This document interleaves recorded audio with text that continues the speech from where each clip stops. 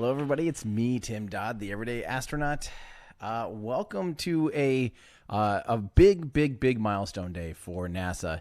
They are going to be test firing their SLS rocket for the first time. This is going to be the first time that we ever see 4 of the RS-25, those space shuttle main engines, light up. And they're not just going to light up. You know, when we see SpaceX do static fires for Starship, they're like 1 to 3 seconds. And it's not even like when they hold down, sometimes they'll hold on a Falcon 9 and they'll light it for like 2.5 minutes. No. This thing is going to be running for 8 full minutes because that is the whole flight profile of SLS. The core stage does run basically all the way to orbit, just intentionally shy of orbit so that the core stage can deorbit. And because we don't have a pre-launch preview because this thing's not launching, hopefully if it launches, it's very bad. We do actually have some articles that articles and videos that I wanted to share with you guys real quick, and then we're going to pull up their feed. But go ahead, and if you ever have questions about stuff, just browse around on our website. You can search Everyday Astronaut, go to Everyday Astronaut, then on the website, go ahead and just search SLS. Andrew, go ahead and pull this up. So I wanted to remind you guys some of the capabilities here. These are kind of changing, but this is a pretty good representation of the amount of thrust compared to, say, the Saturn V, the amount of payload capacity, the amount of how far it can go on TLI, a translunar injection. So in other words, how much weight can it quite literally sling to the moon, how much it costs approximately, and then, of course, how much it costs per kilogram. Now, remember, I did a really deep video all about this. If you guys have any questions about, you know, why does SLS exist in a world of Starship, which has this immense promise to bring the cost down to like less than $100 million per launch. That was we sandbagged that because just in case it costs $100 million, it'd still be like the cheapest launch period. But the promise of Starship is ridiculous. Of course, it still has a long ways to go before it's anywhere near operational. And SLS has taken the opposite approach, where it's been designed very heavily on paper, using but using, you know, hardware, heritage hardware to make sure that everything down the chain is ready to go the first time it flies. And Starship can accept failures, so totally different philosophies in how you develop. So just friendly reminder here today, this is Team Space, baby. We're here to celebrate progress. And for the first time, the Starship, or the SLS test fire, actually moved a full day a couple weeks ago. And now it moved forward an hour. So things are actually moving forward. They're actually ahead of schedule. And this I like to see. I like to see this. This is progress. I definitely want to see an SLS fly a few times, in fact, even in my opinion, because I never got to see the space shuttle. This is basically a lot of hardware quite literally from the space shuttle. It'd be loud with those big SRBs. The SRBs today on today's the solid rocket boosters on the side of the vehicle, the big white things, will not be fired today. It'll only be the core stage. But if I were you guys, I would just kind of browse around here on this article, or even I think the other article that's quite relevant. Both of these are linked in the description. Is comparing Artemis to Apollo, because I think comparing it to Starship isn't necessarily fair. So comparing Artemis and the SLS compared to Apollo, how the Apollo program was managed and how it flew out to the moon, how it got astronauts onto the moon, comparing those two programs is a little bit more fair. Because it is NASA designed, NASA managed, and it's not this modern. But the cool thing about Artemis is it does blend commercial programs and commercial partners in along with it. So it's kind of this hybrid of the commercial crew and Apollo in a sense. And personally, I'm actually a big fan of this because it has been safe, a safe way to maintain funding throughout the years. Of course, the Artemis program will eventually, hopefully this year, we'll find out which of these three. So the Apollo LEM obviously was for the Apollo program, but the Dynetics lander, the Blue Origin national team, and of course SpaceX proposed a Starship variant. We'll see which of these three got contracts. We're expecting a down select down to 2, maybe down to 1. Actually, we really don't know how many. They might select all 3. I doubt it. I don't think they have the budget for it. But we do expect them to most likely down select down to 2 of these landers. So the Artemis program is really cool because it kind of blends a mixture between old school and new school. And again, kind of comparing the Space Launch System and the Saturn V. Just go ahead and read through these articles or watch the videos. If you guys have questions about SLS and if you have questions about their flight profiles, this video is really cool to make because we quite literally showed you the differences in how they get into orbit, because SLS will get into this really highly elliptical orbit compared to a more just perfectly circular parking orbit that the Saturn V did. It gets into this really weird orbit around the moon called a near rectilinear halo orbit. So this is a really comprehensive video. If you guys haven't seen it already, by the way, I love this shot here because it does show the Earth and the moon to scale, which is crazy to think about, that you can barely even see the moon. It's inside that dot. Which is just nuts. We often see these pictures of the Earth and the moon. We see it looks like they're a lot closer and they're a lot bigger than they are, but really the moon is way out there. 400 kilometers or about 250 miles is a very, very long way. So definitely watch this video. I think this video will give you a really good perspective. I would almost watch them backwards. I would almost start with the Artemis versus Apollo to give you the perspective of why I think the Artemis program is valid, why I think it makes sense today, why I think it's a safe move to ensure that we get access to the moon and get the ball rolling, get the commercial partners involved, get funding rolling, get the excitement and the momentum going in a safe and predictable way, and then start risking it. Then start throwing down contracts with Starship and with New Glenn and commercial partners to really get it all going. So yeah, it's I'm honestly really excited about SLS, and I really want to see it fly. All right, Andy, I'm going to try to find that. I forgot to pull up. Oh, you do have that. I just can't hear it then? Yeah. Okay. Okay, I'm going to pull it up here. But it sounds like they might be in a hold, but I want to listen in here because we had a little time zone error where we thought they had been quoting in Central because this is taking place in Central Time. Houston's also in Central, so we just thought they were quoting it all in Central, but they aren't. That is not true. So hold on real quick while I find this the link, and then I will get right back with you guys. But meanwhile, I'm actually genuinely excited for this. Here we go. I'm getting this pulled up for you guys in 1 second. Of course, it's in 720 because NASA's still not broadcasting in 1080. All right, Andrew, I'm ready to go live with this. Contractor, our lead contractor for the project, they've been working hand in hand with NASA the whole time. Those teams have really been performing really, really well thus far. And then obviously our RS-25 engines supplied by Aerojet Rocketdyne. All 3 of our teams have done a really good job of getting to today. So I'm already seeing a bunch of questions that I should probably answer before we even see this. These are quite literally leftover space shuttle engines. When I say they're the space shuttle engines, it's not like these are the same engines that the space shuttle used.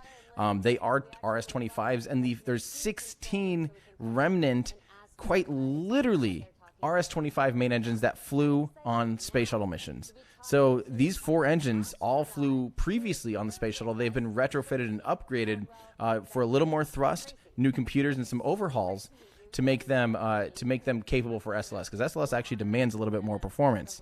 So I think to me that's honestly super exciting. There's Tracy Caldwell. Cool. Let's listen in here quick, and I'll try to get to your guys' questions. I do want to listen in on this because we might get some new information. But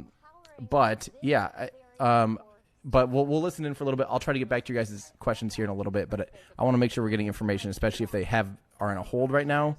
But let's listen in for a second. Before you even get inside the vehicle, as you're walking up to the launch pad and you see this mammoth rocket standing before you, and from the sensations to the things that you see to the things that you realize, you've got a job to do, but yet you're doing this incredible, you're having this incredible experience. From the light off of the engines to the lift off, the swaying of the rocket, the rumble, all of the vibrations, the controlled explosion happening underneath you, to constant acceleration that you're feeling as you're propelled into orbit, to the the engines are throttling. All you know is that you're just going fast, and then you're in there with your buddies. You've been training all this time. You get to the solid rocket boosters. As soon as they expend their energy and they separate from the vehicle, and you're just riding on those main engines, the RS-25s. I remember being so impressed with how smooth and powerful that ride was. It was like riding on rails. And then, of course, the moment you get into orbit, it's some of the most strange tranquility that you've ever experienced in your life. I want to ask you to do something here, if you'll indulge me for a second. Let's just take a look back, because we are about a mile away from SLS. That's cool. As you take a look at that, what's going through your mind? I have to give it up for the folks there in the control room right now, because I can remember how I felt standing at the foot of the rocket before I launched on it. But all of those folks, like Alex was mentioning, that have played a role in this, plus the ones that are around the test stand, that is their baby. And when those engines light, there's a lot of hands and eyes and hearts and soul that are in every ounce of thrust that are coming out of those engines. And so I think when I look at that, I just think about all of the people who make up the body of that rocket and the thrust that's coming out of it. And I'm really excited. I should answer a couple questions, because a lot of people are still asking about the RS-25s. Don't forget, the SLS is expendable, fully expendable. There is no plans. There's really no options, realistically, without redesigning and making a brand new vehicle, which we don't want that to happen because it's been 10 years in the making already.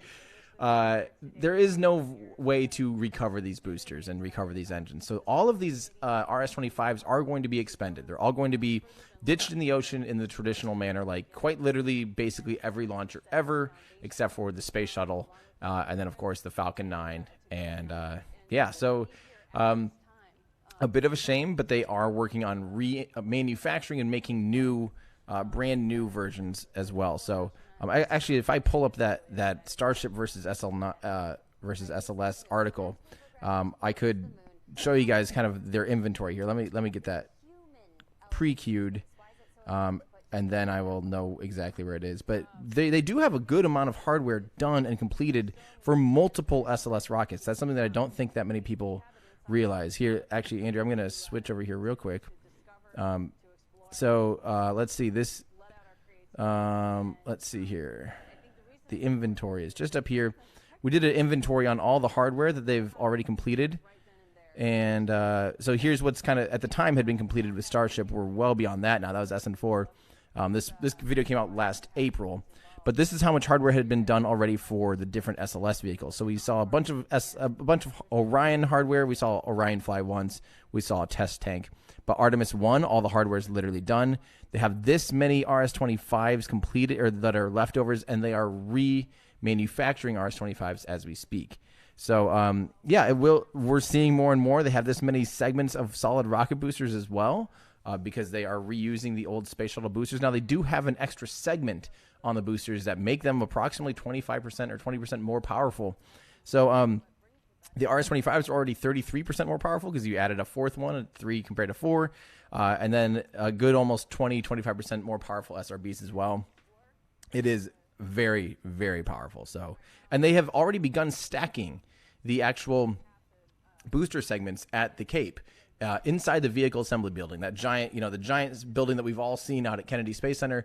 That's where they built the Saturn V. That's also where they stacked and assembled the space shuttle, and where they're beginning to finally stack the first SLS for Artemis 1. And the crazy thing is, once they stack those boosters, there's a 1-year lifespan. So we are actually seeing SLS and NASA and the whole team at Boeing get their butts just ramping up here. So because now the clock is quite literally ticking. If they don't get it all integrated in a year, then it'll be a huge setback. So our fingers are totally crossed that today's test goes well. So yeah, so this is good as far as the delays go and stuff like that, because it's I think it puts a little fuel, a little fire under their feet, or I don't know how you say it, but yeah. So I'm going to try listening in here because I'm trying to see if we have a time or anything on this date, but they're they're kind of in the middle of an interview. Why don't I answer a couple questions? We'll see if they come up with something that can tell us a little bit more here. So let's see. This is Musical Wolves saying, how big will Super Heavy static fire be when it's ready?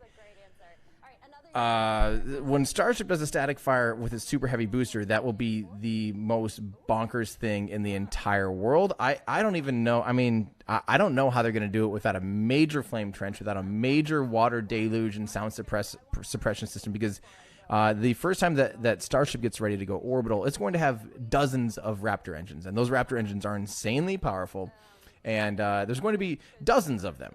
So it's going to be up to, once it's orbital ready, it'll be, the first ones probably won't be as powerful as the final ones, as the operational rockets, but eventually it's going to be over twice as powerful as SLS. And right now, where I'm standing, I'm 6 miles or 10 kilometers away from where they would be doing those tests of Super Heavy. And it's absolutely insane to think that, that you could maybe, I just don't even get it. I don't get how they're going to test that thing. So how big will the static fire be? I have no idea. It might just be a 3-second burn, but when that thing lights up, it'll be absolutely ridiculous. Acacia says, NASA and ahead of schedule don't occur in the same sentence that often. What an absolutely wonderful surprise. It really is. I've been wanting to see this. I don't want this stuff to get delayed. The more it's delayed, the problem is so many checks have been written for this stuff. So it's not like if we cancel it right now, we'd get all this cost savings. There's been an insane amount of money spent. There's been an insane amount of money invested into the future already.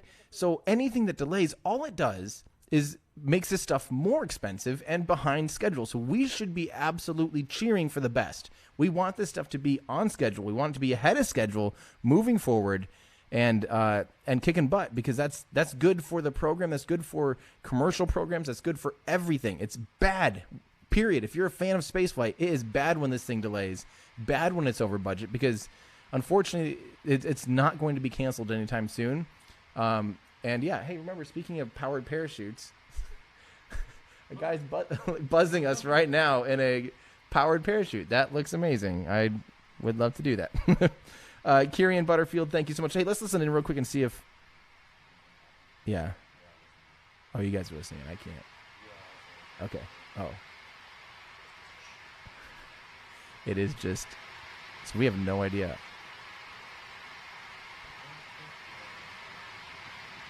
Maybe it is going to go right now. Get ready on that clock, just in case. So what you see it venting there is liquid oxygen venting out, just like we see with Falcon 9s. But that's not liquid, obviously. It vents out as gaseous oxygen. So there will be a skirt at the top there that connects it to the, on top of that top dome, that will connect it to the ICPS, the interim cryogenic propulsion stage, which is basically Delta IV Heavy's upper stage. Let's see, are they... It's funny, the clock is still in Eastern time, yet they are doing this in Central time.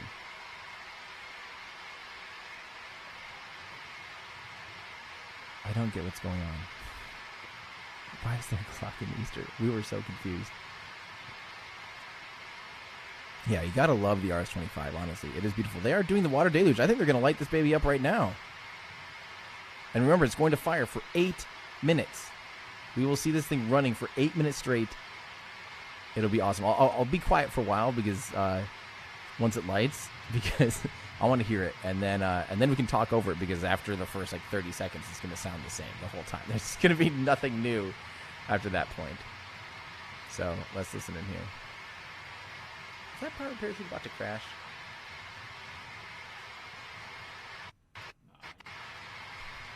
You sure? That looked a little dodgy.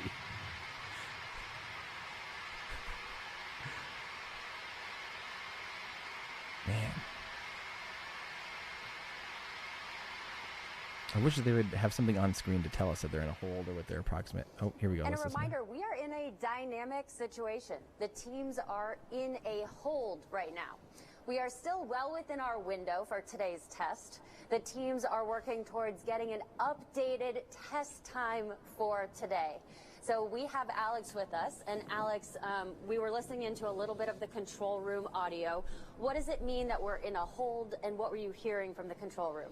Right, so right now we're still in a stable replenish, and basically what that means is we're still getting fuel into the tanks from the facility, and the replenish cycle is kind of meant to maintain topping off the tanks to their full capacity as some of that liquid does turn back to gas, and we've been off that gas. So we are in a stable replenish phase.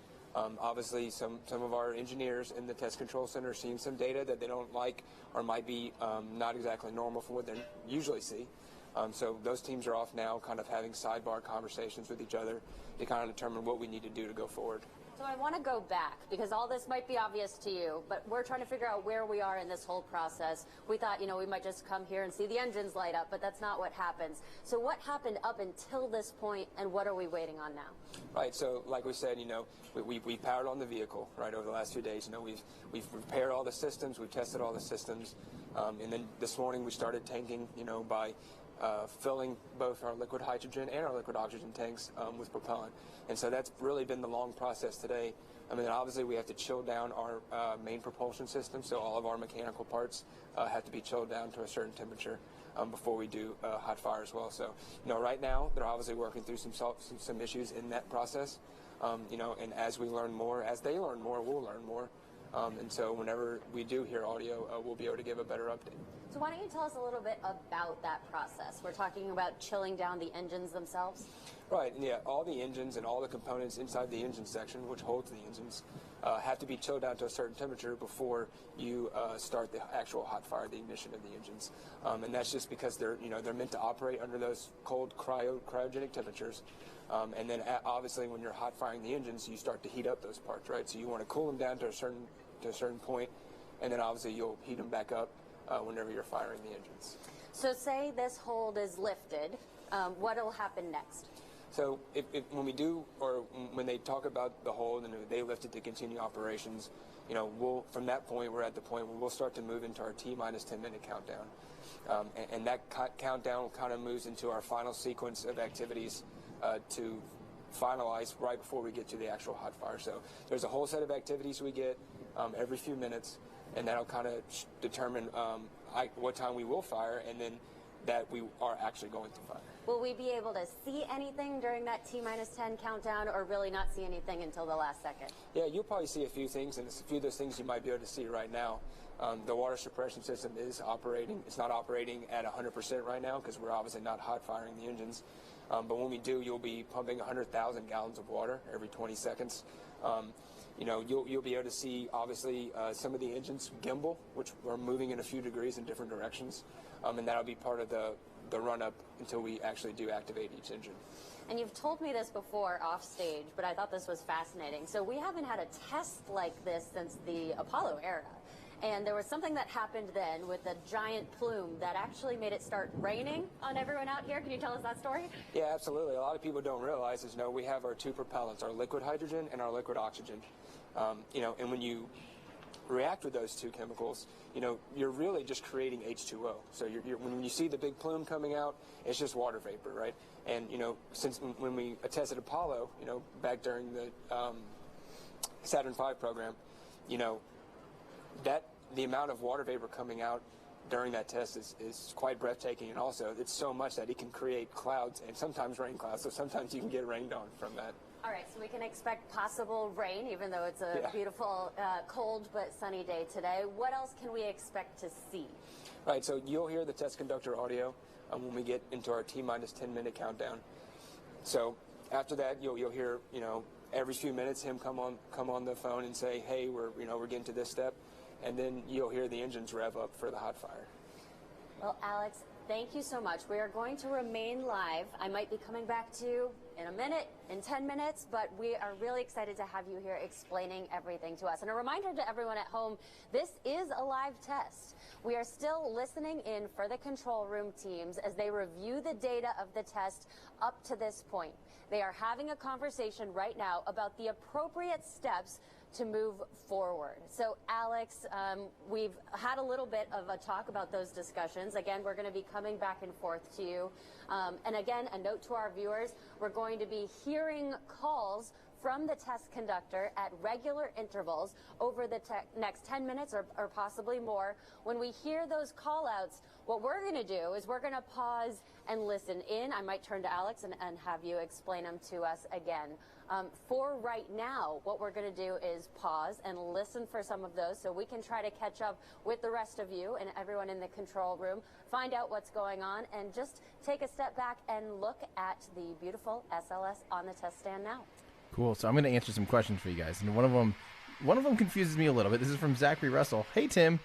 First off, thank you, Zachary. That's very generous. Hope you got some good sleep last night after the scrub. What do you think has made SLS so successful over the years with a 99.95 success rate? SLS hasn't flown, and I'm trying to think of what else that could be. Falcon 9, I don't quite get what that honestly could be. I don't know anything that has a 99.95. Falcon 9 is probably getting close to that. But I don't know of anything that has a 99.5%. SLS has never flown, so it's 100% successful or 0% successful, either one. Yeah, I don't quite know how to answer that. I did see a really I did see a really good question here from Juan saying, how do they build the SLS body compared to the segments? So the SLS body has the world's largest friction stir welder down in Louisiana. At the Michoud facility. They literally have basically giant sheets of aluminum, and they do this giant seam weld up the middle of it, a friction stir weld, where you basically just take and you mash the metal together with enough friction that it quite literally melts and becomes one and joins. So it was the tallest, or it is the largest friction stir welder in the world. So that's how they do it, and then they seam weld the bulkheads on and all that stuff, and then stack a little ring separator between the different tanks. So it's different than Falcon Heavy, or than it's different. It's more like the Falcon 9. The Falcon 9 does something similar. It's basically a long seam weld, and then you kind of put on the bulkheads and stuff like that. Which is a little bit more traditional way of doing things. The way Starship does things, and the way that SpaceX is doing it out here in South Texas, is they're making smaller rings with a single seam down to make it a ring from a band of metal, and then stacking those rings on top of each other. So yeah, I think that's I think that's the difference. I hope that kind of answers your question there. From Squawk Gaming, I did get some good sleep last night after the scrub. I don't know if we've seen a new published time yet from Electron. I don't think we have yet. So likely not tonight, but maybe we'll see that next attempt tomorrow or something. So it'll be another late night. 26 Dimensions, that's awesome. Good luck. Yeah, YouTube making educational content is awesome. Just make sure that you're double checking your work so that we're not spreading any misinformation. It's extremely important to me that we get everything fact checked, and we have every time I post a video, it goes through a lot of eyes before it goes to public, and a lot of pedantic eyes. That's, of course, thanks to Patreon supporters and the people in the Discord channel. Hi, Discord. Who provide a ton of feedback. They go over the scripts. They go over the research. They go step by step through all the videos that we make, just to make sure that there's some level of fact checking to make sure that everything's right. I think that should be the most important thing when you're making a video, especially a video that's trying to teach stuff to people, is make sure that it is factually accurate. That's at least my values.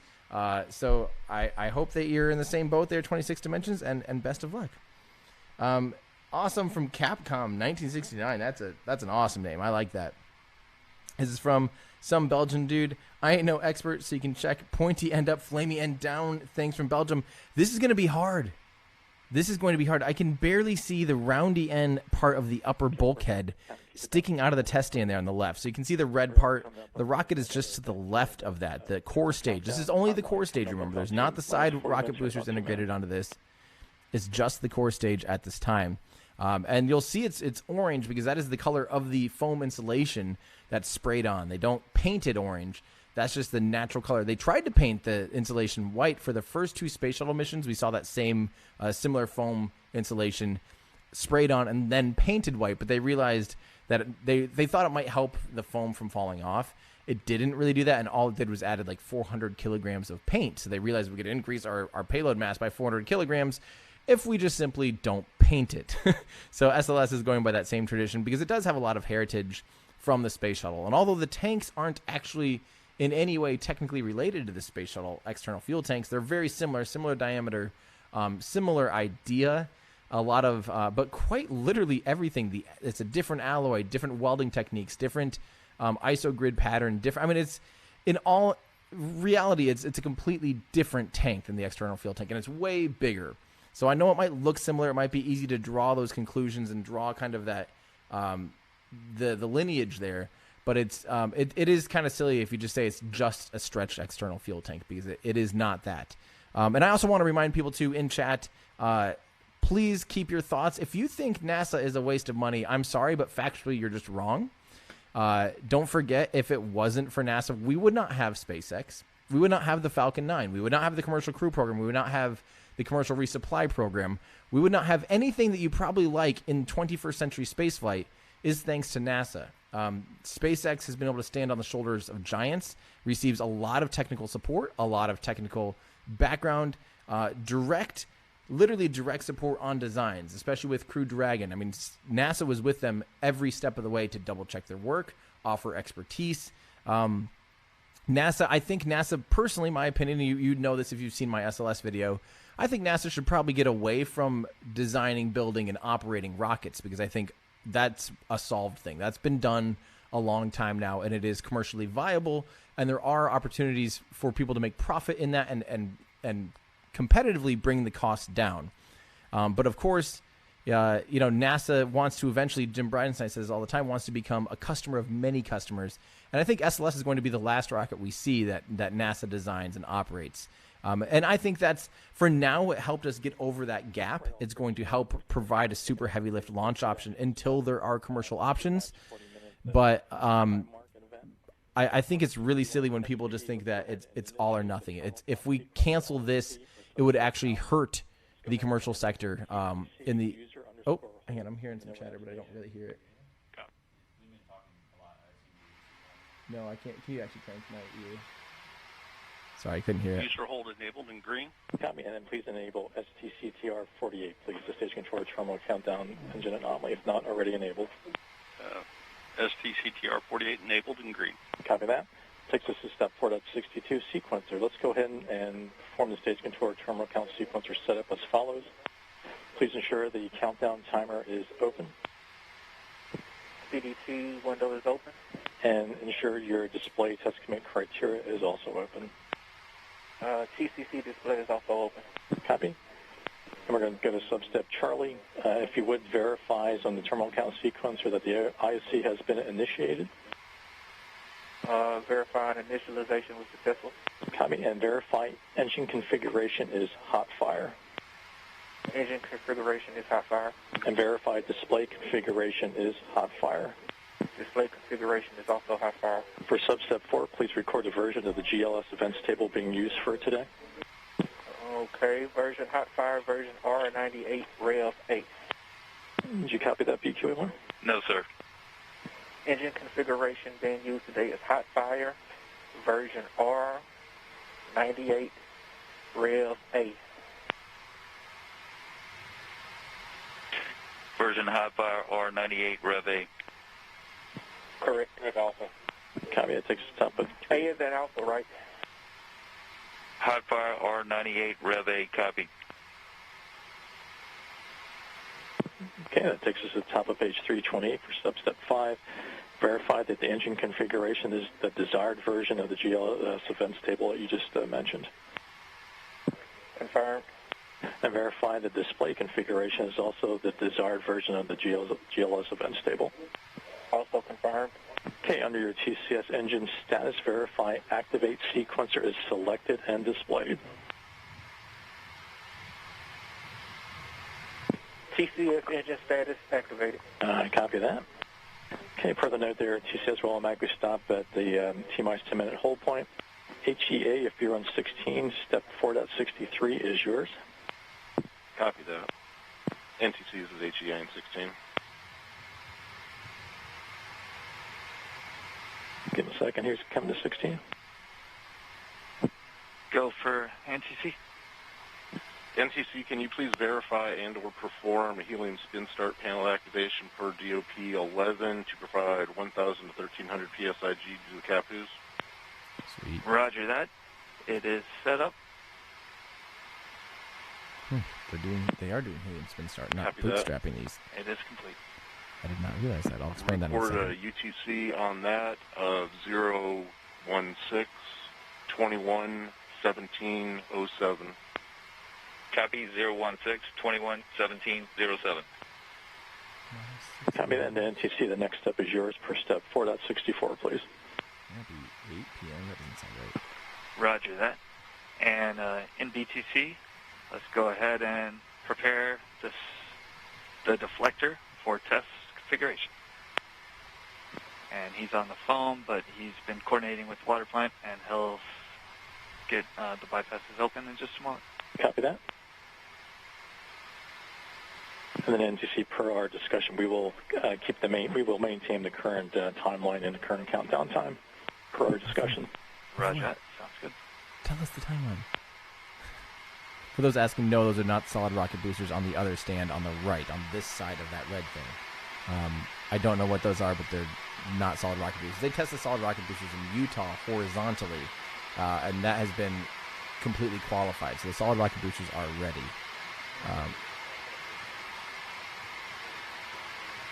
Okay, cool. We do have an ish clock.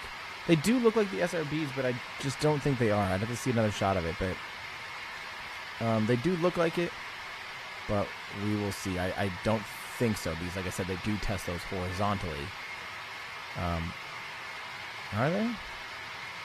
1 second SRBs? Well, let's see if we get another shot from there. We'll take a look. We'll keep our eyes open. Oh, here we go. Let's.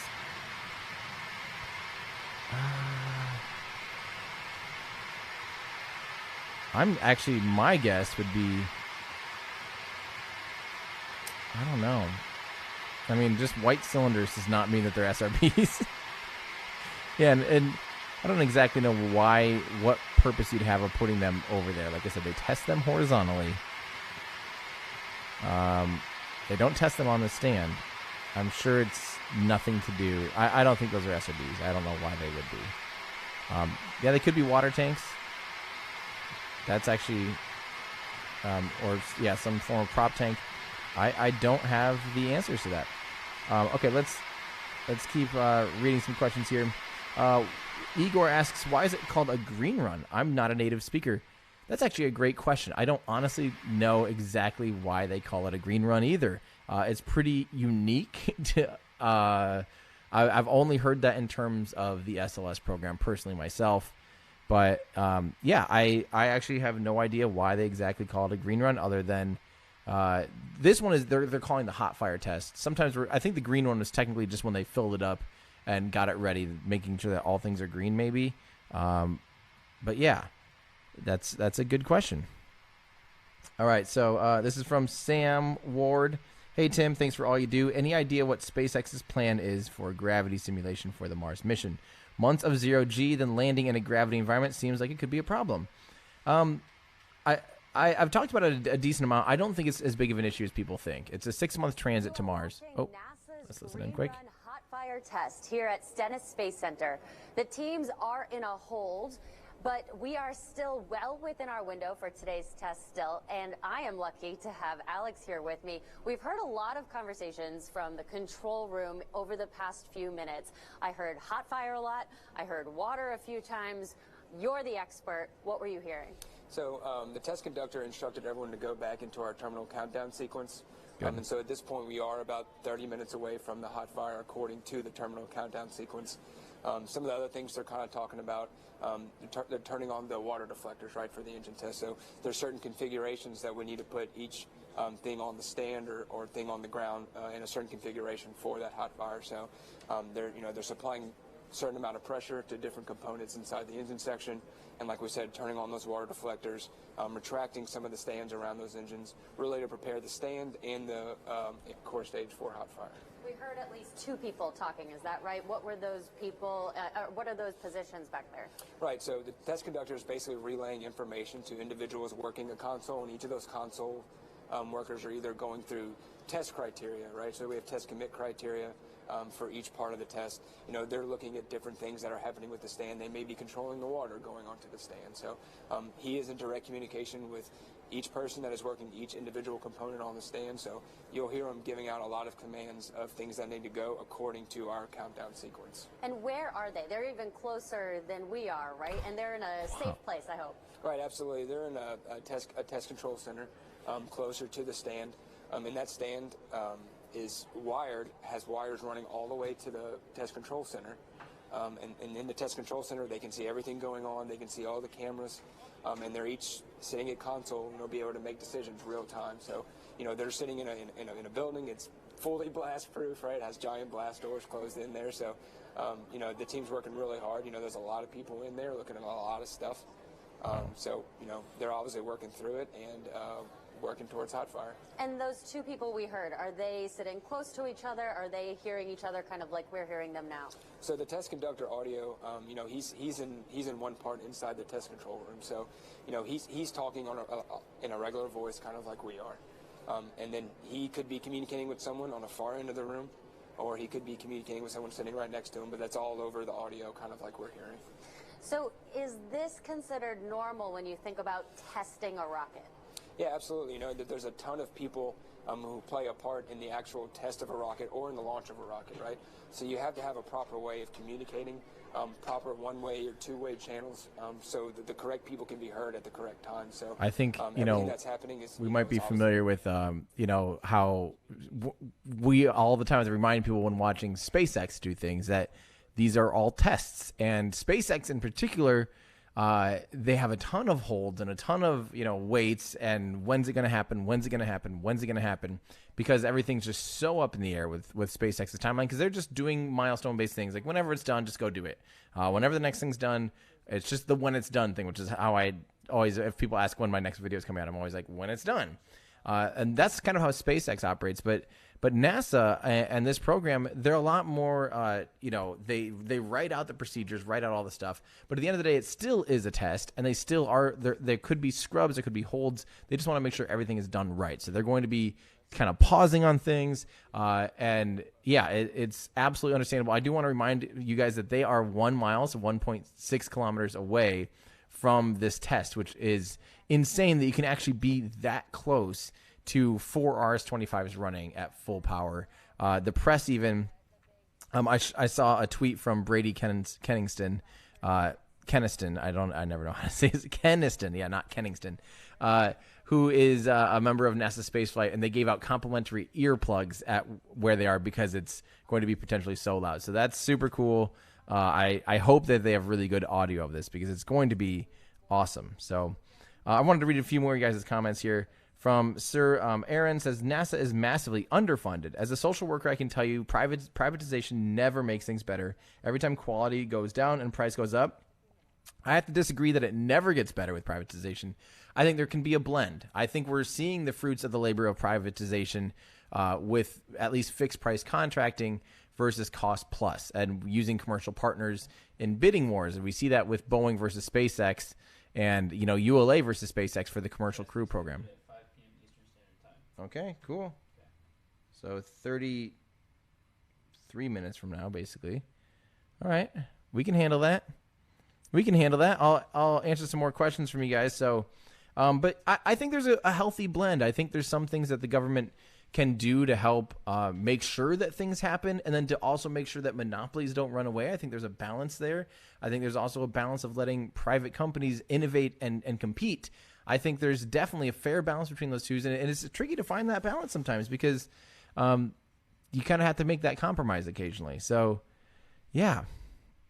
From Razenbach, are these engines unmounted from flown space shuttles? Yes, quite literally. The first 4 SLS boosters every single one of them will quite literally just use RS-25s from space shuttles. So I think that's really cool. A part of me, though, wishes, you know, I think these deserve to be in a museum because they're flown hardware from space shuttles. and now they're just going to be rotting at the bottom of the ocean. Another part of me, though, kind of goes like, then again, they were built to fly. Like, let's fly these babies. It'd be a shame to not fly them. So I would maybe wish that they would hold over at 4 or something, and then fly the rest or something. But I'm a little bit between those two. So I'm a conflicted person, I guess. All right, let's keep reading your questions. Some Belgian dude said friction stir welding does not melt the aluminum. How does it bond? Does it just get them both really soft? I feel like you'd have to melt. The whole point. Is that it doesn't melt? Yeah. That it just gets them really soft? Because then you don't. Yeah. Okay, so I guess you just get them really, really, really soft and join them, and then where they're really soft together. But yeah, sorry that I for some reason I always just assumed that friction stir welding does at some point, at least on a molecular level, melt, and that's how they are able to be fused. But that kind of makes sense too, but not to my brain. So maybe I'll have to look into that more. What was that? The Smarter Everyday ULA video. Oh yeah. Oh, I should rewatch that. Yes, Dustin from Smart Everyday has an awesome video. And they do talk about friction stir welding in that when he visited the ULA factory. Definitely worth watching. Jay Hawkins says, pretty sure the 99.5% success rate was referring to the RS-25 engines. Yes, specifically during their use as the SSME. That's probably exactly what he meant. And I think I actually saw him reply again. Yeah, sorry for the RS-25. Sorry, you are correct. And we'll bring up Zach's follow up to this too. Sorry, Zach, that I misunderstood or couldn't figure that out. So back to what made them so reliable. I don't know anything specific other than they would always get torn down and completely gone over with a fine-tooth comb. Don't forget, we had some very close near misses. One time, an injector pintle, they had these little injector faces popped out of an RS-25 and completely went through and punctured 3 of the cooling channel tubes inside the RS-25. Had literally one more failed, it likely would have led to the loss of that mission. So RS-25s are very reliable, and part of that's just probably because they're so expensive and so over-engineered. But I don't know what specific things lead to that. One of the fun facts about the RS-25, because it is fuel-rich, staged combustion cycle, the pump, the hydrogen pump is huge. It has to be 2-stage or multi-stage hydrogen pump to get the hydrogen, because it's so sparse, needs to get that up to operational pressures and shoved inside the engine. But at some point, there is actually a preburner that is attached to the pump side, so they share a common bearing. And if you get any of that liquid oxygen that is firing inside of that turbine, any of that, if that seeps down into the, or at least no, that'd be on the oxygen side because it's fuel rich. Yeah, so if you have a fuel rich preburner and it seeps down into the oxygen pump, you will have a massive explosion. So they have to purge that bearing with higher pressure helium. So they quite literally just force helium into this bearing, so it's so high so if the bearing starts to leak, it leaks an inert gas into either the oxygen pump or inside of that fuel-rich preburner. And that's something that I would have never thought of. It's stuff like that just makes me so appreciative of the geniuses that design these things, that they actually put the bearing inside of a jacket that's pressurized with high-pressure helium that's even higher pressure than the operating pressures of the engine. That is wild, if you ask me. That's stuff that I just love thinking about, that I love that there's solutions to those kind of big problems. So yeah, the RS-25 is an awesome engine. I did want to point out too that the guy was mentioning the F1 engine doing a test fire, or the Saturn V. When the Saturn V did a test fire, it was running on RP1 and liquid oxygen, so Kerolox, and that's what the Falcon 9 runs on. That's what the Soyuz runs on. That's what a lot of rocket engines run on. And he mentioned that it had a lot of water vapor. That was likely because of the water deluge system. So that engine, unless they were doing the S2, the stage 2, the S2 was hydrogen, and it used J2 engines. So the S2 and the upper stage, the S4B of the Saturn V, all did run on hydrogen. But the first stage, if they were test firing the first stage, I would find it maybe fairly unlikely that it was raining because of clouds from the engines alone, but maybe from the water deluge system. Because when you are spraying water to suppress the sound, as that goes up into the air, it quite literally just forms clouds. You're making clouds. But in the case of the F1s and the Saturn V, there's also a good amount of CO2 in that cloud too. So A little bit different than this. This will quite literally be pure H2O and oxygen, or hydrogen and oxygen, and just making pure water. That's kind of one of the fun things about the RS-25s is they're just making water, which I think is cool. Rob Sonde says, are you following Apollo 50th on Twitter? Yeah, they do live tweets of the Apollo program. I think that's really cool. I think that's really fun, and I do follow them. Ian Donnelly says, is that an SRB next to the core station testing on the other side of the red thing? So we were talking about that a little bit ago. I personally don't know why there would be any segment of an SRB there. It doesn't make any sense to me. It could be, it wouldn't be SLS's SRB. That doesn't make sense. They test those out in Utah, but okay, they're tanks. Yep, they're tanks. So that solves it. We have the answer. Yeah. So good eye. It does look familiar. I know why you would think that. I was questioning it myself too, but they are just tanks. Captain Spaceship, how's it going? How long do you think it'll be before we start considering fission engines again, like the NERVA project? I think it's being considered right now. Jim Bridenstine has written, and the Trump administration actually did start writing into law more use and potential research back into nuclear power, which is extremely important in deep space missions, but also nuclear drives again, like NERVA, like thermal nuclear propulsion, which I think is awesome. I think that is huge. I think that's a huge win. I would love to see that. I'm going to do a video about NERVA and the engines that the Soviet Union built that were better than the NERVA engines, in my opinion. So, yeah. Payham, is this a documentary chronicles? I don't even quite know what that means, but no. This is me watching NASA test fire their core stage with you guys. Yeah, I actually intentionally did not sign up to be press at this event because at the time it was going to be conflicting with SN8 test flight, and then the two schedules totally flip-flopped and went all over the place. And now I wish I had signed up for it, although I would have been panicking with SN9, with Starship SN9. Although now that's definitely not going to be flying today, that's for sure. Or who even knows when it's going to be doing anything in the future, too. So, yeah.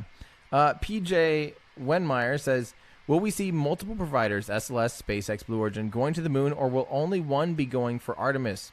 If not for Artemis, would SpaceX do any moon landings for Mars training? These are good questions, PJ. I definitely talk about that quite a bit in the in not only SLS versus Starship video that I have that's linked in the description, but I also have the other video, Artemis versus Apollo, and we talk about how everything will work for flying humans. And this is the part 3 of the SLS video that we're working on that I've already shot a little bit. For flying humans to the moon, as of this exact moment, the most realistic, definitely the safest, and the most thought out, and the only real way to get humans out to the moon right now is SLS, period. We'll talk about it. We'll go over all of the options of what could replace SLS and Orion getting humans to the moon. We'll go over, could anything else launch Orion, or are there other options, other vehicles? It just really is not as easy as you think. I know people are like, well, why don't they just use Falcon Heavy? And then you realize, oh, Falcon Heavy's not rated for crew. And then, why don't they use Delta IV Heavy? Delta IV Heavy's not rated for crew. Oh, why don't they just launch the crew on this? By the time you actually go through all of the solutions, you realize right now where we're at with what is human rated and what is ready to go. SLS is the only thing that can get humans to the moon, period. And that is just the reality. Now, things like that could change, but it's not arbitrary to human rate something. And that's something we will be talking about in that video, is what does it take to human rate something?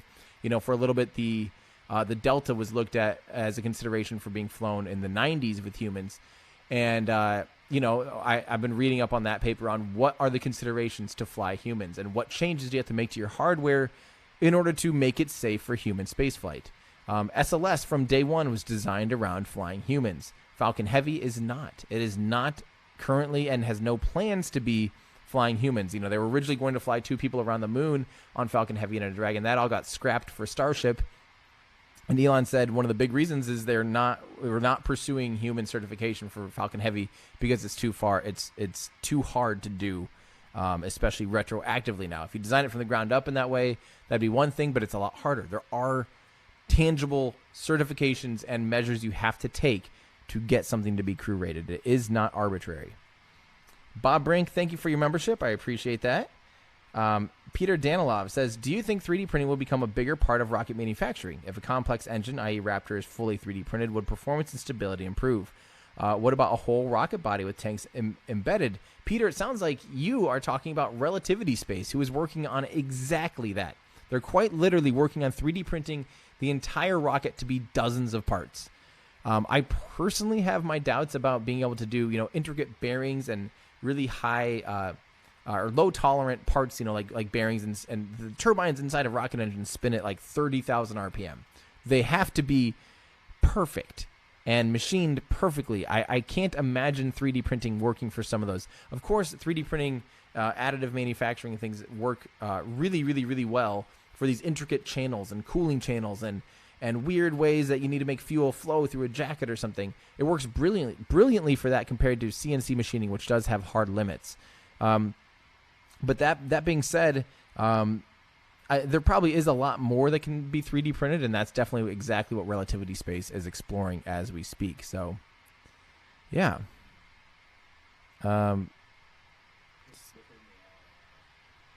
Okay. This test is expected within an hour, not the hour, within an hour. So Jim Bridenstine said, the NASA Administrator Jim Bridenstine, teams are evaluating pressurization data before they are ready to proceed.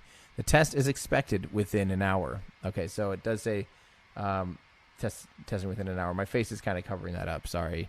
It is kind of hard to do that in this setup, though. So, all right, you want to slide me? I don't want you to slide me down. It is weird. Okay, well, we'll keep it for now. I'll read it to you guys. The Angry Astronaut says, come on, Orange Rocket, show me something. I think we're all ready for this. We are all ready to see SLS do something and do something awesome. So this is a big milestone for them. If this works out, they put it on a barge and they ship it to Kennedy Space Center so it can be integrated inside the vehicle assembly building and then rolled out to the pad. So we will see. This is from Pedro. Says, hey, Tim. Thank you very much, Pedro. I appreciate you saying hi. And same with John Ellis saying, green run a full duration test with untested stage. So that's just, people were kind of talking about that. Same with Joshua here. The term green refers to new hardware that will work together or power the stage, and run refers to operating all the components together simultaneously for the first time. So that makes sense. So green would be new hardware, and run would be running it. So there you go. That's makes sense. So Skyfrog is a member. Thank you very much. Same with, and thank you from Old Jensen. Let's see. This is from 26 Dimensions. Do you think Russia's technique for dealing with rocket exhaust on launch is better than NASA? Also, thanks for shouting me out. You're welcome, 26 Dimensions. I think that to be very specific here, what Russia ended up, the former Soviet Union decided to do initially was make, in order to improve the efficiency and the performance of rocket engines, they developed a closed cycle rocket engine. They started developing that in the 50s. In the freaking 50s, they made the S-15400. And it was oxygen-rich closed cycle. Now, oxygen-rich means that you have leftover, you're running your pre-burner, so rocket engines, of course, most high-performance rocket engines use staged combustion, which is where you run, basically, you spin a turbine which spins pumps, just like a turbocharger in a car. You run hot gas, or you run gas through something really, really high pressure, high energy. You spin up a turbine, like I said, 30,000 RPM, and that will then spin your pumps, and those pumps are what suck the fuel and the oxidizer out of the end, or out of the stage, out of the booster, and then and force it into the combustion chamber. And that turbine, if it's an open cycle, you will have the turbine just dumping exhaust overboard. That's what the United States did for a long time, until this engine. The RS-25 was the first operational closed-cycle engine that the United States flew on the space shuttle. They did it fuel-rich. And the reason for that is you need to cool anything that you're blasting at a turbine wheel has to be relatively cold, obviously. Cool enough to not melt your turbine and all the little blades on that turbine and stuff. So it has to be cool enough for that turbine to survive.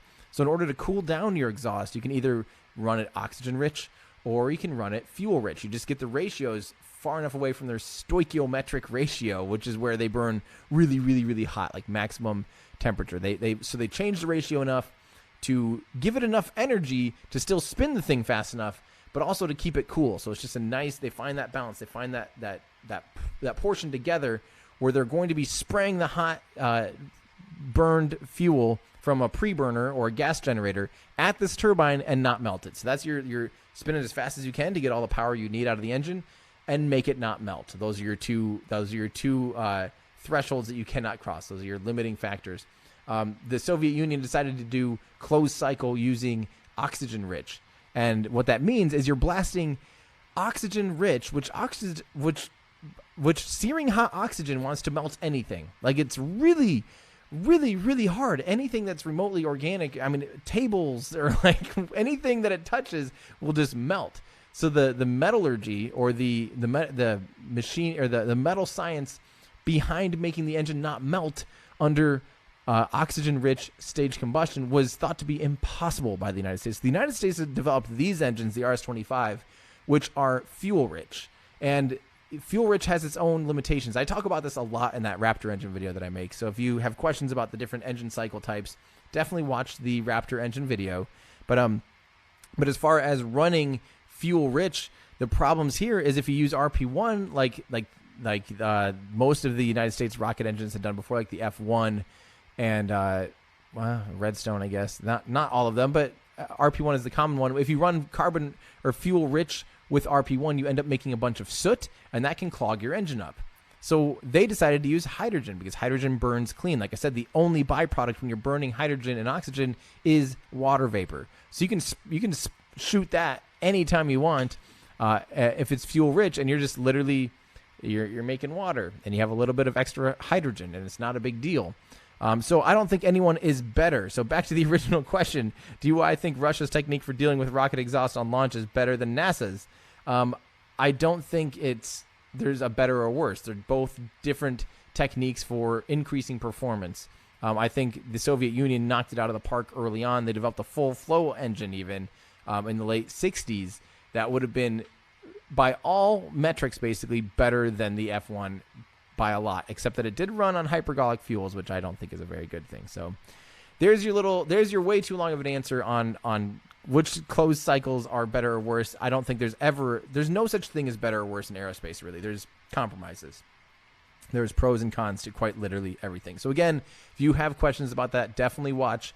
Is SpaceX's Raptor engine the king of rocket engines? Pull up in your queue right now, get it ready on YouTube.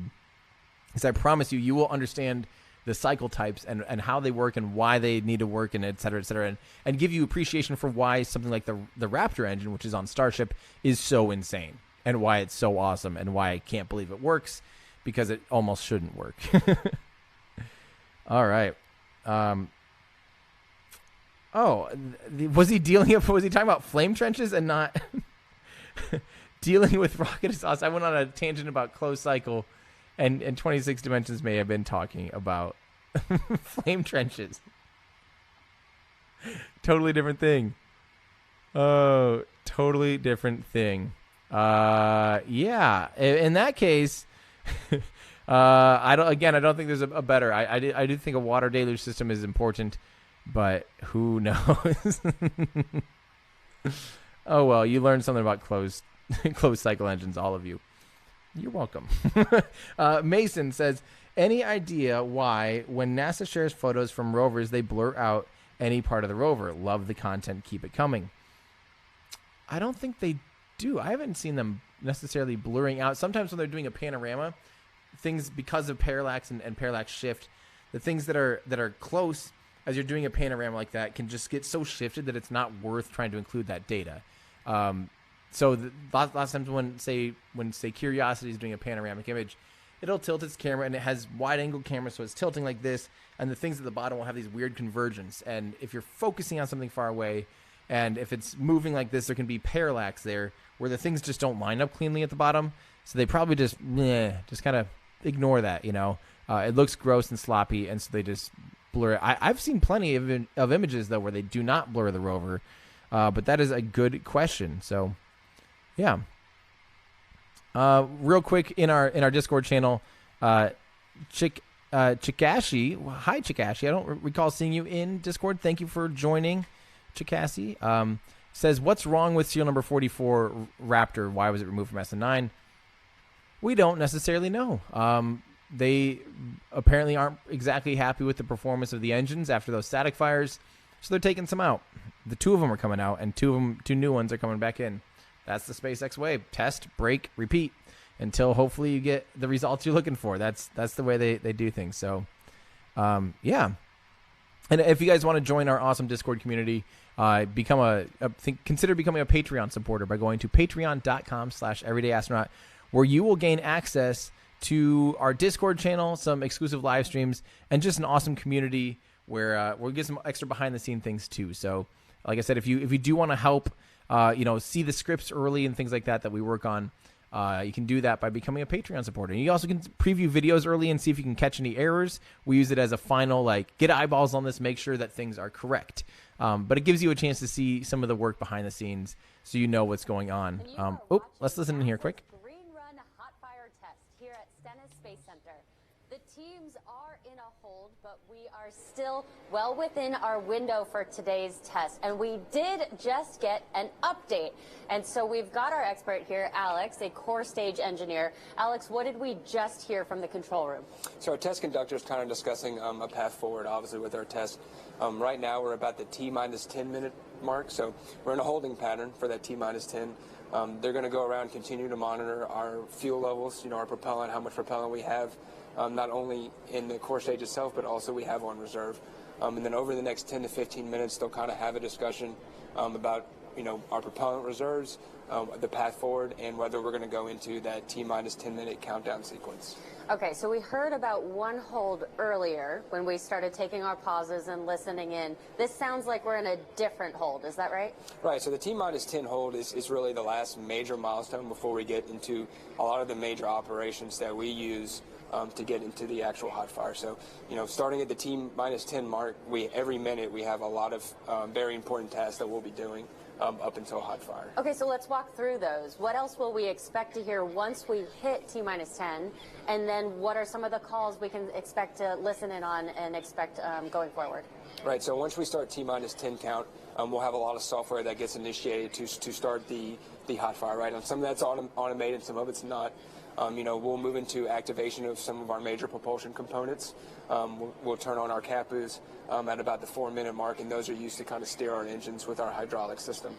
From there, we'll start certain purges inside the engine section, and then we'll move into internal power within the rocket, so it's fully powering itself, and then we'll start the engine sequence. And a reminder, this is a live show. We are listening into the control room. It's very important that Alex doesn't just keep talking, giving us interesting answers the whole time, because he needs to listen in to be able to digest what we're hearing so he can tell us what's going on and we can get more of an update. So we're going to do that now. We're going to take another pause. We're going to sit back with you just like you are at home, and we're going to watch the test stand. We're going to have Alex listen into the control room so we can come back and find out when we can watch the SLS core stage hot fire test. We'll be right back. Okay, and we will keep answering some of your guys' questions here. So this is from Dario asking, do they block the engine gimbals, the things that actually steer the rocket engines themselves, and in turn that helps steer the rocket? Do they block the engine gimbals to prevent torque to the stand, or do they test those as well? So before they fire, they will actually gimbal them and do a thing to make sure that the TVC, the thrust vector control, which is what does the gimbling, make sure that all the hydraulics and everything are operating as normal. They're basically treating this, and if I recall right, I think they actually are doing some gimbling during the test to kind of follow a nominal ascent profile. So we actually should see a little bit, and because this thing's bolted in so many places, the test stand can handle that torque, can handle those extra forces. So that is a good question. From Jan or Jan, sorry, I don't know which one. Hey, Tim, why is Super Heavy not in use? No customer. Super Heavy is not in use because Super Heavy is still in development. Super Heavy is very much in development. We will see many tests of kind of subscale, sub-performance boosters before we get anywhere near an orbital mission with Starship's Super Heavy booster. Starship isn't in use for customers, and it's not because there's no customers. It's because the whole program is still in development, period. That's why. It's not that there's no customers. It's just that it's being worked on and being made as we speak. Musical Wolves. Lots of car stuff came from NASA. That's actually I'm a pretty big car nut, and I saw another comment coming up about Koenigsegg, so I'm excited to answer that. But yeah, that actually makes a lot of sense. There's a lot of if you like cars and you like turbos and you like internal combustion engines, or even these days if you like motors and high powered electric engines and stuff like that too, or motors more specifically. I think the ultimate version of that is rocket engines, right? I mean, rocket engines are pushing all those limits and just taking it all up to the next level. So I think that's where I came from. I used to tune turbo cars. I really enjoyed internal combustion engines. These days, my love for that has turned to the next level, which is seeing rocket engines. And then I've kind of myself personally gone more towards EVs. I really like high performance EVs. But that's just kind of my own personal journey. I still have a certain fondness for sure for internal combustion car engines as well. So, Paul says, an oracle appears in front of you and will answer one question with absolute certainty. What do you ask? What? How? I have no idea. That's insane. That's too powerful. I would have to think on that if I had that right now and I just came up with an answer, I would be regretting it for the rest of my life because I'm sure it'd be the dumbest thing I could ever ask. Wow. I don't know. I have no idea. I don't even know where to begin, and I feel like it'd be irresponsible. I mean, an easy one would be say something like, what stock could I buy today that would make me the most money in 5 years or something? And if they knew the answer, I mean, that would be an easy one if you want to be rich or something, but I don't know. I do not know. I don't know. Period. I'm sorry, Paul. That's too deep. You hurt me. The Oracle Abducting Doc says the Oracle's not going to sit and wait on your answer. From Nabil says, thanks for the beautiful quality merch. Awesome. My 2-year-old daughter loved her t-shirt for Christmas and asked to put it on immediately. What niche will New Glenn fill versus Starship? Will New Glenn be able to land on Moon, Mars? So quite literally, any rocket, basically, any orbital rocket can take something to the Moon or Mars. I mean, even Rocket Lab's Electron, that tiny little thing, can send stuff to the Moon. It just has to be tiny stuff, right? It scales linearly, or pretty linearly, with the rocket. So as far as what niche will New Glenn fill, I think New Glenn is a step in the right direction. It might, if it doesn't get online before Starship is really, truly active and really ready to fly customers, I think it'll have it'll sign a lot of contracts because it will be it'll offer some benefits over Falcon Heavy. It'll definitely have some benefits over, say, Delta IV Heavy. It's going to be very competitive, and I think it's going to be, in some ways, it's higher performance than Falcon Heavy even. So it has a bigger payload fairing. There's some certain things that people can do there. You can share rides because you can stack payloads in that large fairing, even going out to geostationary transfer orbit and stuff. So the niche is that it's quite far along in development. I would argue that New Glenn is further along and more ready, closer to orbit, operational orbital launches than Starship is. The problem is one's kind of going what feels linear in its development and in its progress, and that's New Glenn and Blue Origin. I think we're right about a year away from seeing that thing fly orbitally, and then from there on, I think we'll just be seeing them fly quite often. Starship, on the other hand, is doing this, and predicting where we're at in that tail going up is virtually impossible for anybody, including Elon. Elon gets it wrong all the time. All the time. I mean, he said just the other day that the Raptors will take just a couple hours to swap out. We're now 48 hours later, basically, since they started swapping Raptors, and they're still not done swapping Raptors. It's just hard to predict timelines on things, but SpaceX is clearly accelerating their progress, so it's just really hard to tell where we're at and when Starship... Saying the first day, we should play a bingo. We should do a high-stakes bingo of when will be the day that Starship goes orbital for the first time successfully.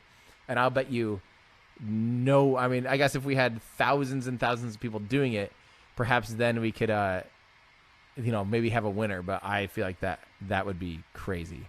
If someone can Discord, let's figure that out. That would actually be a fun thing to do.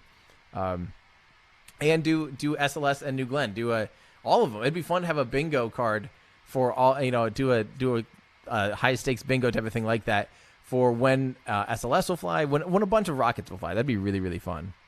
Closest without going over abducting tacos. I don't know. I think you can go over.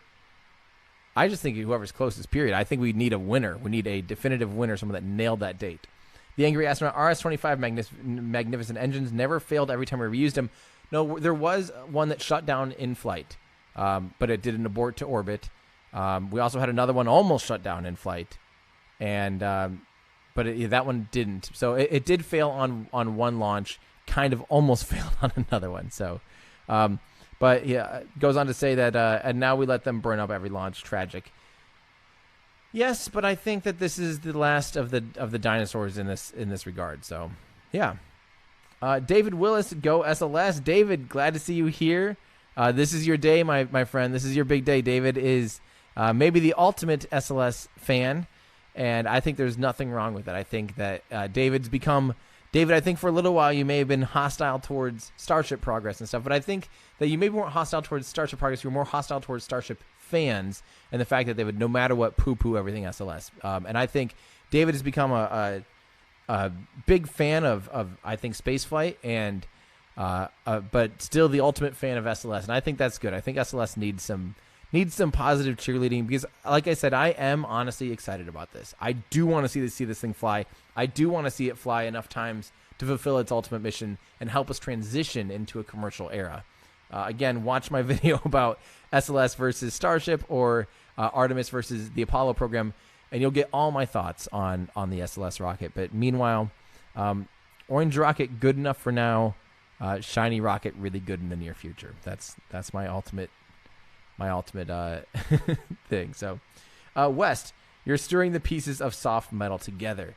That's crazy that you can do that with friction stir welding and not have to ever have them melt at some point. To me, that just seems like at some point, on some level, they have to melt, but maybe I just don't even know enough about it, period. But thank you, West. I love learning. I'll be wrong every time as long as people teach me that I'm wrong so that I can be sure that I'm factually accurate in the future. So thank you guys for always helping me with things, and yeah, it just makes everything better. Cody says, do you think this is NASA's last chance to really be a contender in spaceflight? Absolutely not.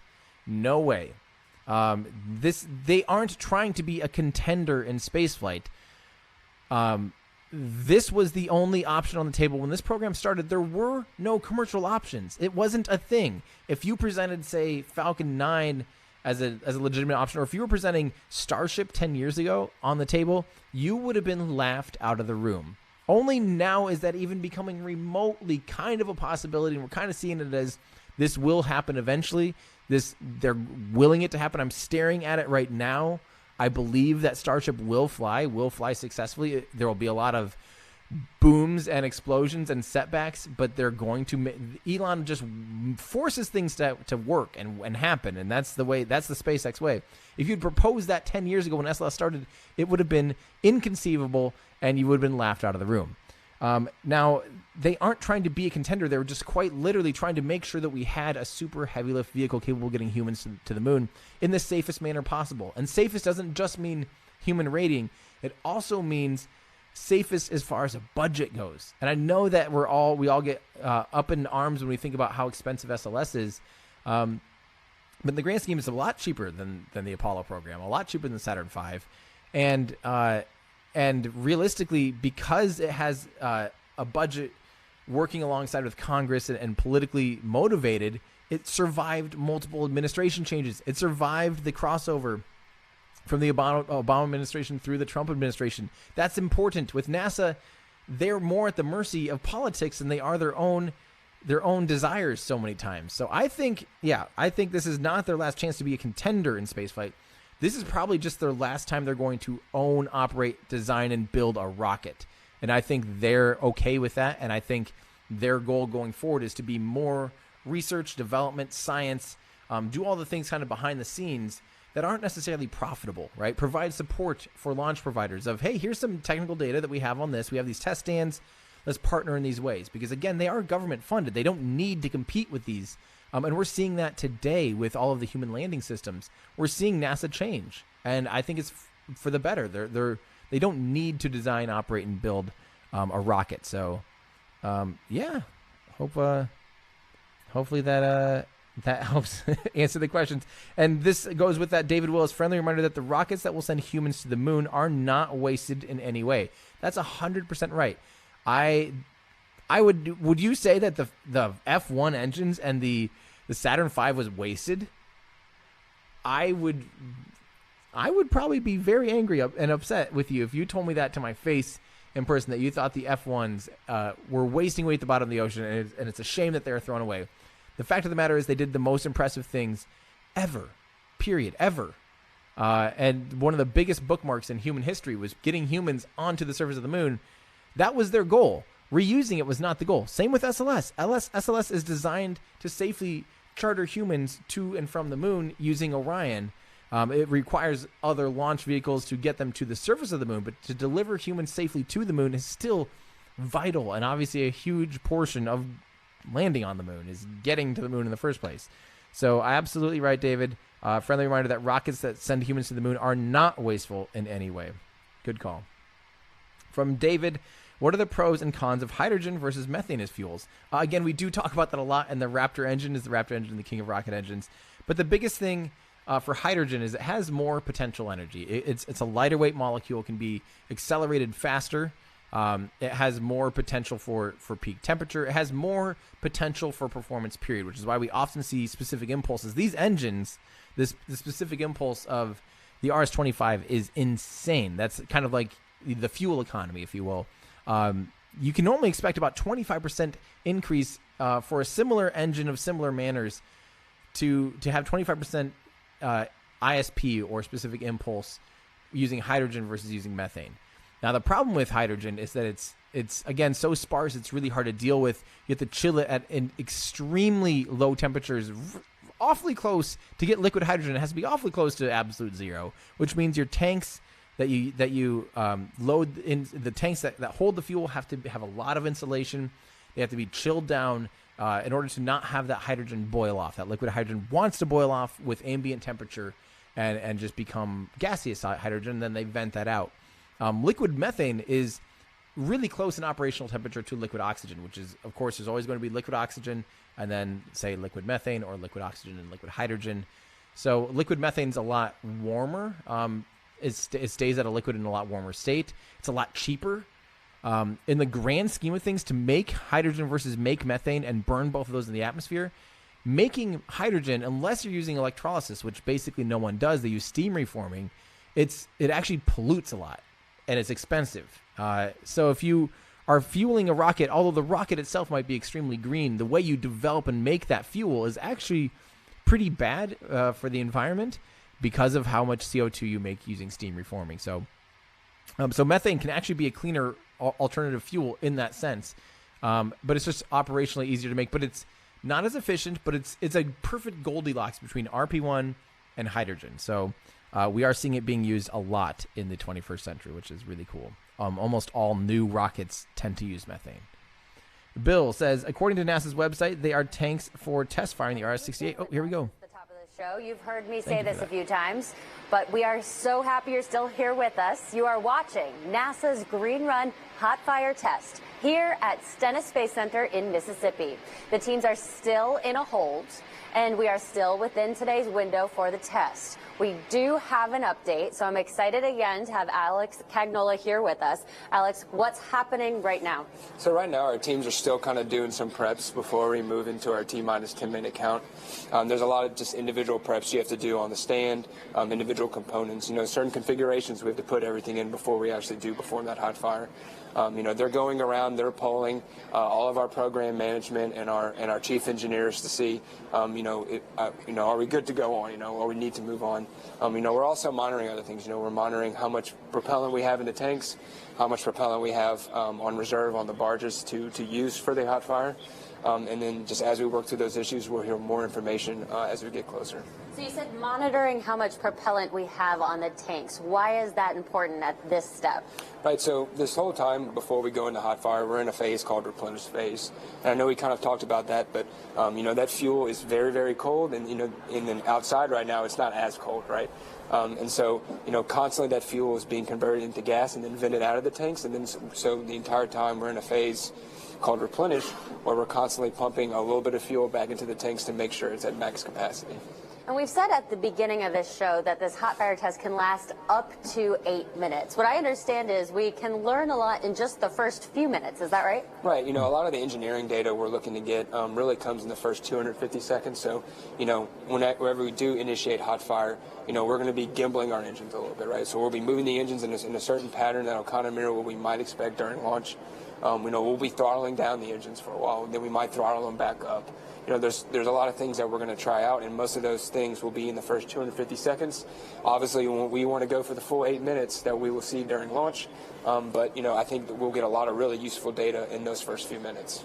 So you said gimbling the engines, moving them a little bit. It's not like a NASCAR turn or anything like that. We'll be seeing the engines, right? Just small movements? Yeah, it's very, very small movements, and you might not even notice. It's only a few degrees in each way, and you might see a couple of them move the same time, or you might not.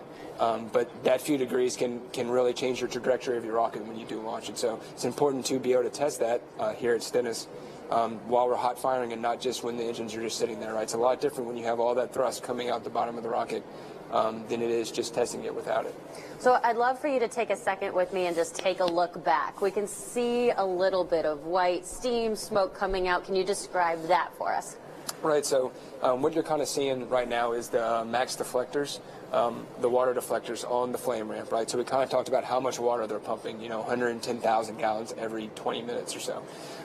So it's a lot, it's a lot of water coming out, and roughly 32,000 holes on that flame ramp that are all pumping water. So, obviously you're going to see a lot of mist before the hot fire, and they'll actually even increase the amount of water coming up when we do get closer as well. And those are called flame buckets, am I right? Yeah, that's right. It's a flame bucket.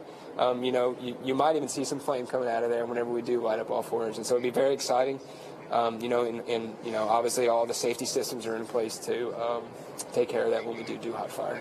Okay, and again, we are still in a hold. In some way, this is a planned hold. We've got different versions of holds throughout the test. And as we get more information, we're going to come back. We still have Alex here with us. I'm not going to let him leave. You're going to stay mic'd into your chair right here because we want your expertise on what's going on. And as soon as we have more information from the control room, we're going to come right back to you. For now, we are going to take a step back and look at the test stand just like you are at home, and we'll be back in a few minutes. All right. Well, back to answering guys' question. So, all right. Gabriel says, oh, wait, I don't know if I finished that one. According to NASA's website, this is from Bill. Bill, I wanted to thank you again for finding the answers. NASA's website, those tanks are for test firing the RS-68, and the RS-68 is what powers the Delta IV and Delta IV Heavy. Well, now just the Delta IV Heavy because the Delta IV Medium has been retired. That is a kind of a, I'll say a sibling-ish, not really, but a sibling-ish to the RS-25. It was considered an alternative for a little bit. It is definitely an expendable variant of the RS-25, but it really, the fact that it runs on hydrogen is about the only thing that it really shares in common, because it is open cycle and it has an ablative nozzle, which is really interesting. So you'll notice that the RS-68, when it fires on a Delta IV Heavy, although it's running on hydrogen, which normally just produces steam and is basically completely clear, the RS-68 will appear really bright orange, and that's because it's quite literally ablating carbon off of the nozzle, and then when carbon lights it, it shines really bright. So you're seeing this bright afterburning effect with the carbon ablating from the nozzles. They're literally burning through the nozzle. They'll make it extra thick and burn through it, and when you burn through it, it ablates away and takes heat with it. What these engines do is called regenerative cooling. So they're quite literally flowing fuel through the walls of the engine and that nozzle, the whole engine being the combustion chamber, the throat, and then the nozzle. There are tubes running through those engines. So when we see a shot like this, look at the very bottom. You can see tiny little, if this wasn't in 720, thanks NASA, you'd see some vertical stripes pretty clearly inside the nozzle engine. Or if you go see one at a museum or something, you'll clearly see that. And those are literally channels for fuel to flow up and down into, cooling the walls of the rocket engine as it's firing. Then those get pumped into the main combustion chamber, all at high pressure. So big difference between the RS-68 and the RS-25 is that a ablative versus regeneratively cooled nozzle. Gabriel says, have you seen the Chasing the Moon documentary on PBS? It's fantastic. I don't remember if I've seen Chasing the Moon. I feel like I've seen just about everything that comes out, or I tried to, but I don't remember if I've seen Chasing the Moon. It's fantastic. Also, do you think the European upper stage SLS 1B will be ready for Artemis 3 or 4? What will it be used for? So that's a really good question. Let's see. So as far as the European upper stage, what will it be used for? Will be used still in the same manner, but the cool thing about using the upper stage is they can send another approximately 10 tons, metric tons to the moon. So 22,000 pounds to the moon on a translunar injection along with Orion. So you could put portions of your lunar lander, you could put portions of Gateway inside that. And eventually the thought is that the European upper stage could be cheaper than the current intercryogenic propulsion stage, which I don't understand how, because it will use 4 RL-10s versus the 1 RL-10 of the current upper stage on SLS. But yeah, I think okay, cool. So this is a good little bit. Thank you, Acacia and Discord. Apparently we're going to hear bells at 15 minutes, at T-minus 15. So we'll pay attention to that and see if and at which time we will change our clock. So we know that T-minus within an hour is quite arbitrary, because that's constantly sliding every second of every minute of every hour. It means nothing, but that's what they gave us, so we don't really have a better way of trying to give you more accurate time besides that. We are just waiting for this thing to test fire, which it will do up to between 4 and 8 minutes, hopefully, would be a successful test. But they are hopefully trying to do the full 8 minutes. From Mateo says, why again SLS is human rated? I just tuned in. Greeting from the Freezy, Finland. Tim, awesome. So why again is SLS rated? Because they're using a lot of heritage components. They're using, in order to rate something human rated, you have to have a higher factor of margin, like stress margins and everything. You have to have a high factor of, say you design something that, say it needs to hold 100 kilograms before it breaks. Your safety margin needs to be higher. Like a normal rocket might be able to do 1.3 times that, so basically hold 130 kilograms before it begins to break. And human rating requires something like 1.5, 1.6 factor a safety margin. And as far as then also having flown, a lot of this hardware has flown in other iterations. The RS-25, of course, has flown. The just stress rating everything to human certification is a way that they design it into the rocket from the get-go.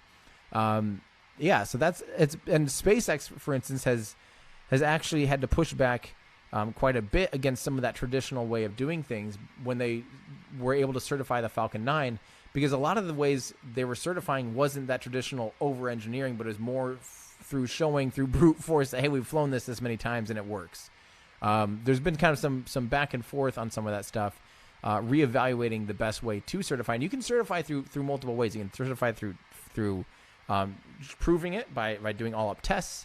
You can certify, like, that's the difference between the abort tests of Boeing and SpaceX. We saw Boeing not do an in-flight abort test. They certified it by showing how it could on paper, basically, and how it could through their validations on the ground, which in some ways could be more expensive than just for SpaceX. They just stuck it on a used Falcon 9 booster and just let the thing fly. And that was probably a cheaper way for SpaceX to prove that their in-flight abort system can work.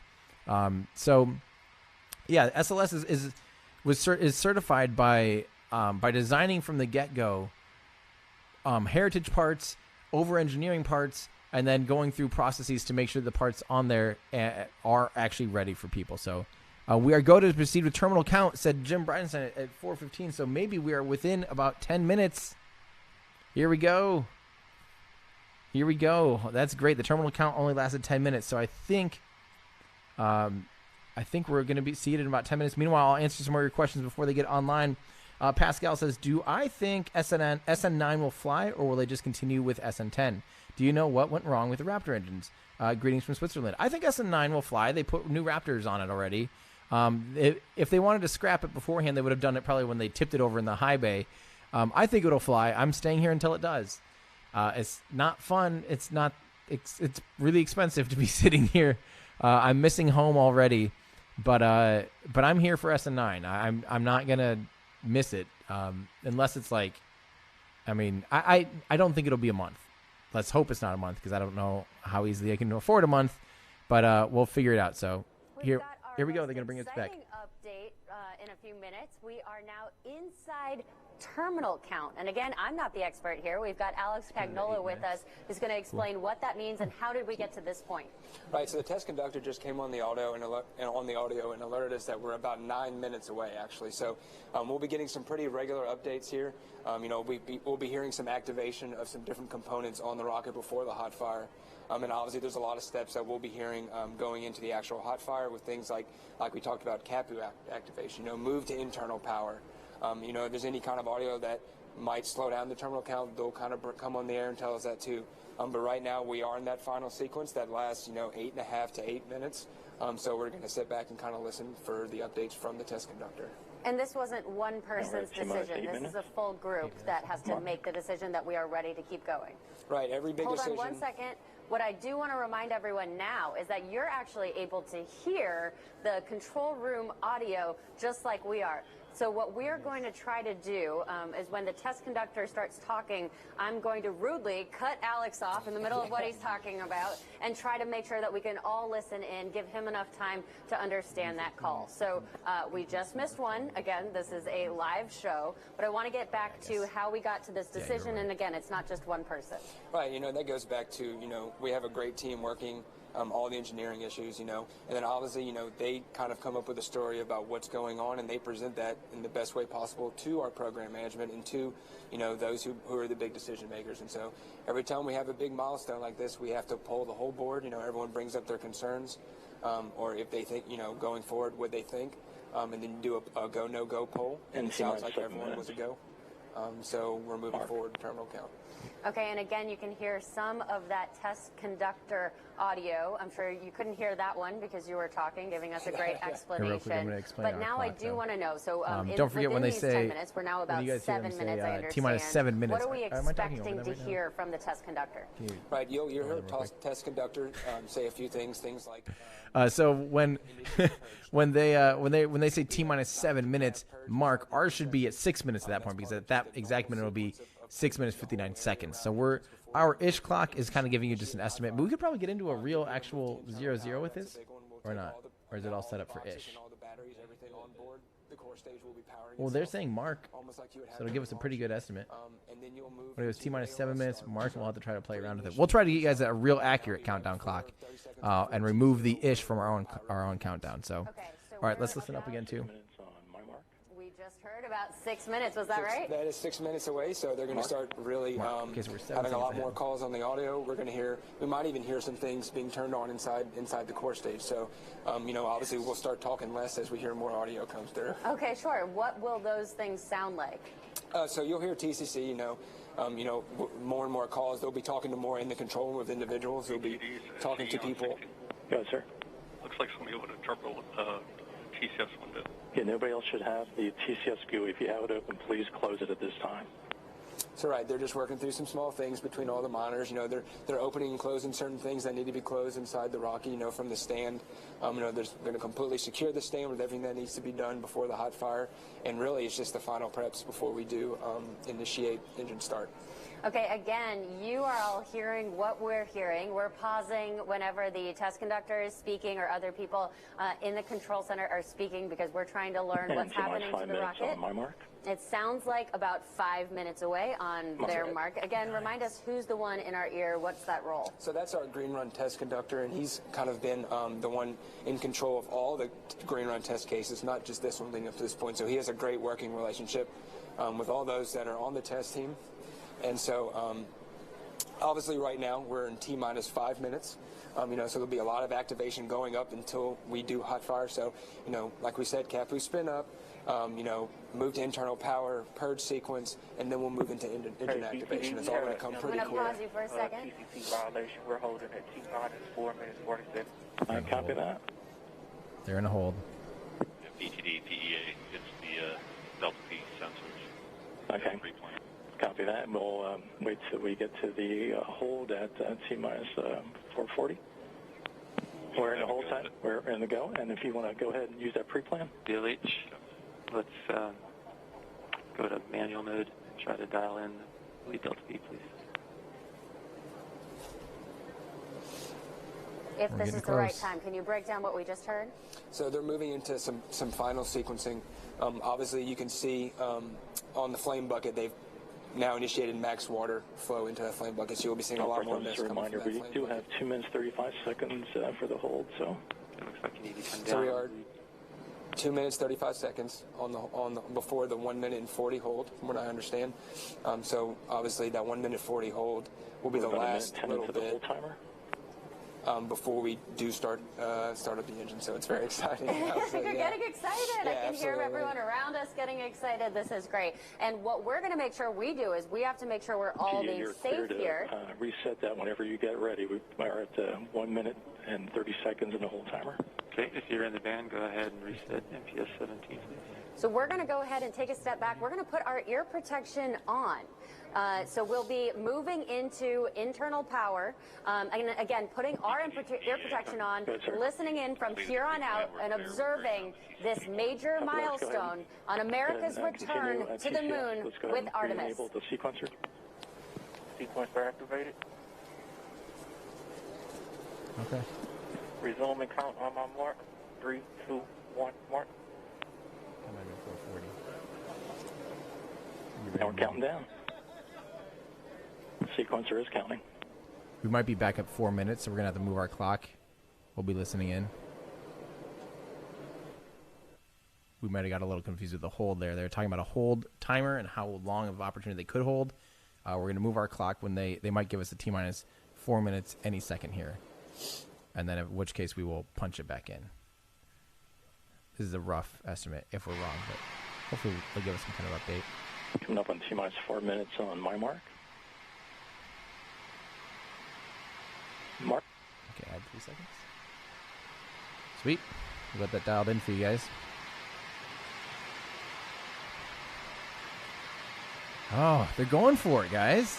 Who's ready? I'm honestly really excited for this. 4 RS-25s like this have never been fired up together simultaneously. This is a big milestone. Just a good step. We want progress. So, yeah, this is a good thing. We are all, team space here. Let's be excited for some progress. Let's hope for the best for this.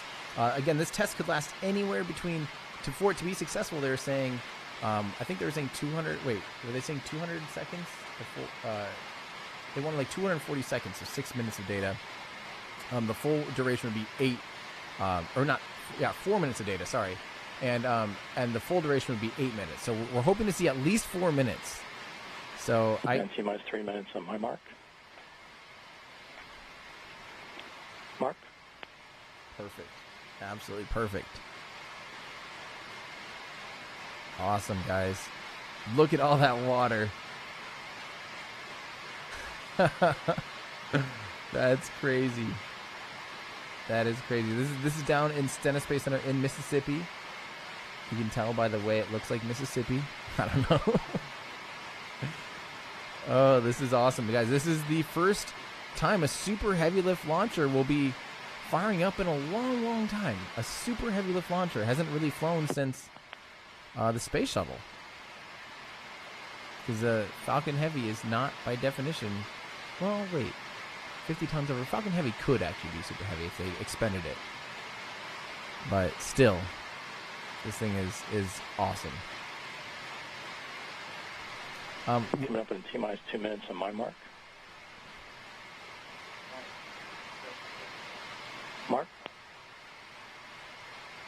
Awesome. Bait 215, this is just cool. Located 45 minutes from this test. I wonder if you'll be able to hear it from 45. Bait, please get back to us. Chat, pay attention to Bait 215. When this happens, if Bait from 45 minutes away, drive time, I assume, is able to hear it. And I'll get to the rest of you guys' questions here after this. We'll talk about what we saw. T-130. And we will answer you guys' questions. But, man, I don't even... Mark. All right. I'm just excited this is finally getting close. This is awesome. a little nervous. This has to go well.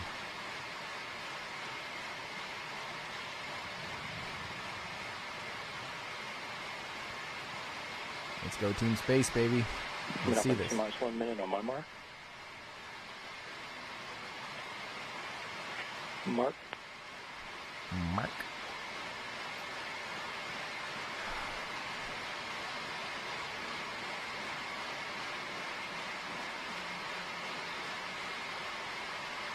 I'm actually, who's ready for this? Hey, Give me a. Go. All personnel report that you're ready to go. PEA. Go. AEA. HEA. Go. REA. Go. NTC. We're go. So we might see a little gimbal. All right, we're in ALS. Of the engines. They're going for it, guys.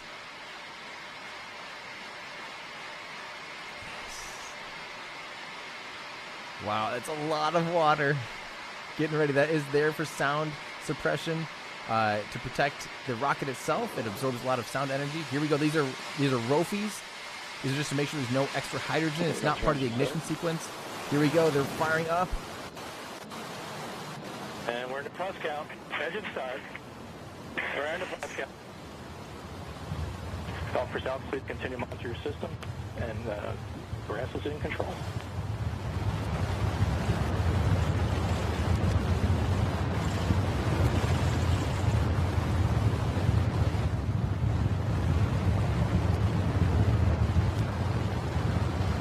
All right, plus 25 seconds.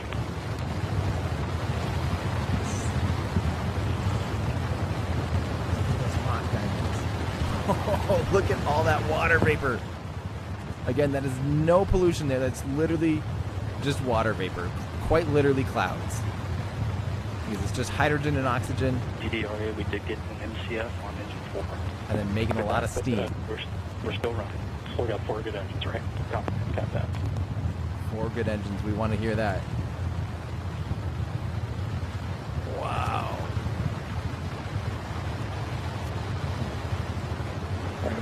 It passes through 60 seconds. They just lose? Get into our first gimbal profile. BTD is FE. Gotcha. Lose CCC violation on the rest. The shutdown at 67 we got seconds. shut down. Yeah, all personnel. Shutdown. Looks like let's all go to page 656. It's all together, though, guys. Please. The vehicle is still in one piece. This is the important part. Not a great sign, though. Sound like there's a TVC violation. That'd be thrust vector control. So maybe there's some kind of issue with the gimbaling, which is an easy thing to solve. Okay, all personnel. It's going to be post-hot fire or shutdown securing operations on page 656. BTD, I need you to verify with the engine guy. Yeah, sorry about that. Standby. Yeah, all personnel. That does take us to the last page there on page 632. AR1, if you would, on step 4.241, please verify first stage engine 1s and 4 have shut down for that step, and we have a safe engine shutdown. We are in post-shutdown standby, engines 1 through 4. Remember, this exact vehicle is going to be flying for Artemis 1 within a year. So we need to see this engine test go successfully in order to make that happen. It has to work.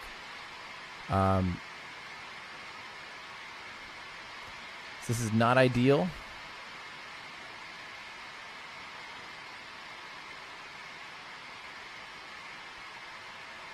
But it is still standing, and that's really the important part. So this vehicle is still there.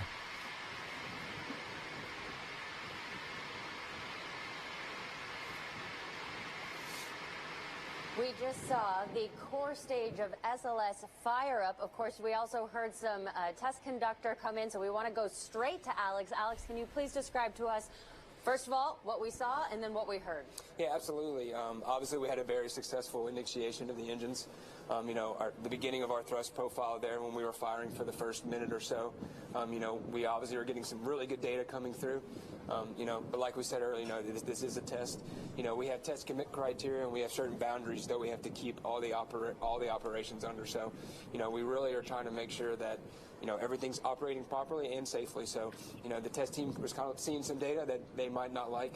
And so obviously, our engines were shut down ahead of the 8-minute scheduled time frame. But we do have a lot of good data to go look at. And hopefully, we can move on from here and maybe get, see what's going to go on further. So I was looking at your face when that started lighting up, and that was incredible. We saw the cloud forming. We both saw rainbows just forming right overside. Just how did it feel in those first few seconds? Yeah, it's amazing. It never really gets old, that feeling that you get, in your chest, or, seeing, just how powerful those rockets are when they're testing. So obviously, it was an awesome thing to see, and, I can't wait to get the core stage to Kennedy and get ready for launch. And you told us, over 8 minutes we might have had tons and tons, terabytes worth of data, but we already have data just from right now. What are they going to do with that right away? Right, and so just like all of our other green run tests, we have teams that are going to go and break down that data and kind of see what we're seeing in our profiles, right? And so, that all goes into the profile that we'll use for launch eventually at Kennedy. So, obviously there's a lot of things to look at the data. We kind of talked about, over the span of our green run testing, we have roughly 800 terabytes of data, and that's a lot of data. We're talking about it's hard to grasp how much data that is. So, we'll obviously take the time to dig through everything, and then obviously have a path forward from there. And I know it happened really fast, but can you tell us what the people were talking about that we could hear from the test conductor in that audio? Right, so after we did engine initiation, they're kind of going through and monitoring everything, right? So obviously once we are actually firing the engines, we have to look at, all of our engine readings when it comes to temperatures, how they're reacting, how they're moving, and all that stuff. We were just getting into our gimbal profiling test, which is, moving the engines around. Right before we terminated the hot fire. So we're obviously going to have a lot of good data to look at. Great. Thank you, Alex. I'm so glad you're here. And so as the engineers gather data from today, we look ahead to the next steps. This core stage will be lifted out of the B2 test stand and refurbished to patch up that orange foam insulation. Then the team will load it onto our Pegasus barge, about as long as a football field, to make a 6-day journey from the Gulf of Mexico to our Kennedy Space Center on Florida's Atlantic coast. There, it will be stacked in the iconic vehicle assembly building with other elements of the SLS rocket, including the twin solid rocket boosters, which our teams have already begun stacking on the mobile launcher. The core stage will join the boosters and then be stacked with the upper stage. And then the Orion spacecraft with the launch abort system on top. All of this work putting us on track to roll out to Launch Pad 39B for a liftoff later this year on Artemis 1. We are going to pause again and just talk about what we just experienced. The stage was rattling that we're on here. We saw everybody with their... So I'm very confused. They're making it sound like they're just going to ship it anyway without getting through any of the gimbal profile, which I think that's I'm guessing it's too early to tell. I think NASA will review this data, see what exactly triggered it, see whether and weigh out the pros and cons of whether or not they think they need to redo this test, get through those gimbal profiles. And again, the gimbal are the things those nozzles can actually steer. Specifically on the space shuttle, they could steer up to 12.5 degrees. Raptor can steer up to 15 degrees, which is crazy. Both of those are crazy. 12 degrees is insane. And we'll see. We'll see if they need to redo that. I don't know if they're going a full 12.5 degrees on SLS, but on the space shuttle they could gimbal that amount. So we will see if they take it down and do the patchwork to the insulation, because sometimes some of the foam insulation falls off from the shaking, and some of that's okay. I can't believe they're talking like they might just go ship it. That would actually be, Gingerman 512 in our Discord did bring up a good point. It did kind of sound like they were just going to the next section in the script, period, not necessarily being dynamic with the situation at hand. So, man, I don't know. That, at least, like I said, the things we know is the vehicle is standing and in good condition and hopefully repairable, or they can not necessarily repair, but just address the issue. Sometimes it's literally a software thing. Sometimes it could be like a valve was showing an improper thing, or maybe even, a wrong configuration or something. So you never know, and hopefully they will be able to figure that out pretty quickly. So, and then and either redo the test, or if they think that they got the data they need to confidently fly the vehicle, then they're probably going to do that. If it was a simple like, oh, look at this, we literally could have just had this one valve read this thing or whatever, and the gimbals would have been fine. But at this point, when it's on the test stand, you want to be very conservative with those numbers. You don't want to do anything that you think might damage the vehicle. So, yeah, there we go. From Connor, the Angry Astronaut put out a great video yesterday on nuclear thermal rocket engines and the Rolls-Royce / UKSA collab on that. I'll have to check that out because I do want to do a video on nuclear engines. I think that they hold a lot of value, and I would like to see them. I'm kind of blocking this poor lady's face. I am sorry about that. Whoops, can you do the shrinky-to-do, or am I already shrinked-to-did? I'm already shrinked-to-did. There we go. What are they saying here? Down at Kennedy undergoing assembly. And the spacecraft for Artemis 3 is also being manufactured right now at Michoud in our hometown of New Orleans. So that wraps it up for us here today after a major milestone on America's return of astronauts to the lunar surface, a successful test of the core stage of the Space Launch System rocket. Up next, we'll be replaying the test, and we will have a post-test briefing in about 2 hours on NASA television. We invite you to follow all of our progress online at nasa.gov/Artemis program, or join the conversation online with @NASA Artemis and @NASA_SLS. Thank you so much, Alex, for being with here and being our expert tonight. Thank you to the administrator, Jim Bridenstine, and astronaut Tracy Caldwell-Dyson. And most of all, thank you for joining us. And go Artemis. All right, guys. Well, we've got a lot of things to answer for you guys, a lot of questions to answer. We'll let this play in the background until it wraps, and then we'll just go full screen and answer more of your guys' questions because we have quite a few here. And I'm way behind, so I'm going to try and kind of rush through these a little bit here so that we're not sitting here all night. But like I said, the good thing is definitely tune in, pay attention to Jim Bridenstine's Twitter, NASA's Twitter. Tune in to the press conference afterwards. We'll hopefully learn more about whether or not they feel like they need to redo this test or to what degree of a success it was. The fact that they committed and ran a full minute definitely tells them probably a good amount of data. Like I said, maybe it's something that they know confidently will be okay, but we don't know, and hopefully NASA does. J.K. Fresco says, off topic, but lasers can be used to heat. Lasers can be used to heat the atmosphere as propellant. Any thought on how far away this technology is? Thanks, great channel. Well, JK, the big thing is you have to harness the expansion and the acceleration of something. Just because you heat something up doesn't mean that you're going to create propulsion from it. In order to create propulsion, you have to, basically the way a rocket engine works is you're converting pressure into workable thrust. And you do that by accelerating it. So you're taking that pressure, you're putting it through a nozzle, you're first constricting it, and then once you're constricting it at the throat, that's where it hits supersonic speeds. After supersonic speeds, in order to keep accelerating, you actually do expand it out. It kind of goes backwards at post-supersonic speeds.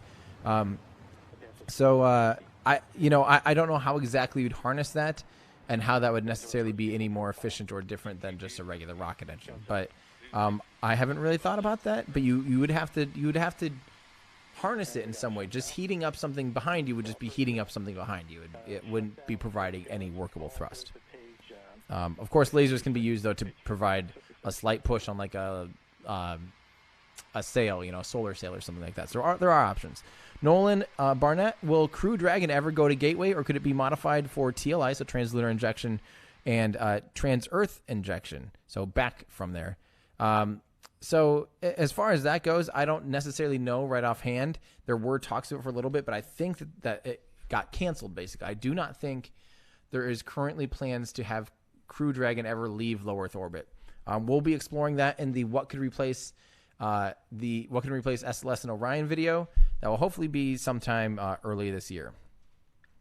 Radrez, do you think interplanetary spaceships like the one in the Martian movie is a viable option? A spacecraft that you can attach, descend vehicle to, etc. Do you think it's even a good idea? Thanks. As far as a good idea, that's literally what the Gateway is proposed to do. That's what NASA's Gateway in that near rectilinear halo orbit is kind of proposing. It's not it stays relatively in its destination around the moon, but the idea is you kind of dock to it. you prepare missions, you do all this stuff, and then you go down to the surface in a smaller vehicle. I think it is a valid idea. I think Buzz Aldrin had a book called The Aldrin Cycler, where you literally keep one spacecraft cycling, or multiple spacecrafts, kind of on this ongoing cycle between the Earth and Mars. You could even do it with Earth and Moon. You can do these cycling missions where you dock a small spacecraft up to it, offload, and then you have all the space to have leisure activities or more science or whatever, or backups and all these things. And then you send a smaller unit down to the surface of whatever body you're going to explore. So, yes, I do think it is a viable option, and I do think it's a good idea. Good question, Radrez. Nick says, how likely would it be for a Blue Origin and SpaceX juncture? Possibly they both establish their products, i.e. New Glenn and Starship. I don't want that. I think it's a wonderful competition. I think that's a really the two richest people in the entire world are fighting over space dominance, and we're all winning because of it. They're both working to outperform each other, make better performing rockets cheaper, and do it ahead of each other. So if they joined, we see that lack of competition already everywhere else in the world. I think it's a bad thing. I think competition can keep both people motivated and pushing forward. So, yeah, that's my opinion, though. From Zach Hemc. Sure. Hey, Tim, been watching you since 2018. Love your videos. Well, thank you very much, Zach. Hopefully, depending on how all these millions of lives, lately it's just been Livestream City and then preparing for Starship. But hopefully soon I can get back home and get back to shooting videos. But in the meantime, we're shooting a lot of content for Starship because it is history in the making. It's hard to not just focus on this, and then we'll get back to the videos long term someday. So that is what I still love to do. I love to make those long form videos, the ones that we can break down topics really deep and provide visuals for you guys so that you can hopefully learn along with me. And I love to do that, but it's hard. It's quite literally impossible to do down here with all the stuff we try to do as well. So, Adam, this is the comment like an hour ago that I was excited to read on air. Koenigsegg 3D prints their variable vane turbos for their cars, which spin at 40,000 RPM, 40,000 plus RPM. You're absolutely right, but the parts that actually are doing the spinning, like the bearings, the turbine housing itself and the compressor wheel housing and stuff like that, that can be 3D printed.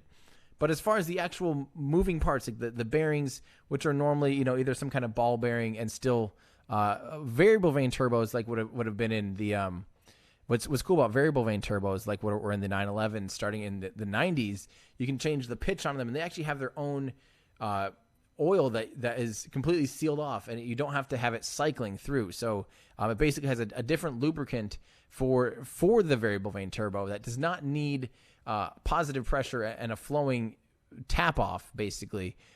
So there is, you can 3D print certain parts and definitely some of the channels and things like that, but you're not going to be able to print you're not printing the bearing in that 3D process. You're 3D printing parts. Same with a rocket. You're not going to be 3D printing the entire thing, like just here's the bottom of the rocket, you just start printing and 3D print the entire thing. There's going to be parts you quite literally have to install, like bearings and really high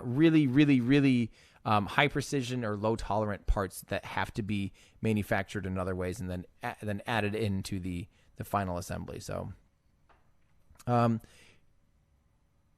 let's see. Sorry, I read that tweet as official source, but Kane the Red Fox. Hey, Tim, with NASA having that nuclear engine law coming into play soon, what do you think of the feasibility of using the Orion nuclear engine?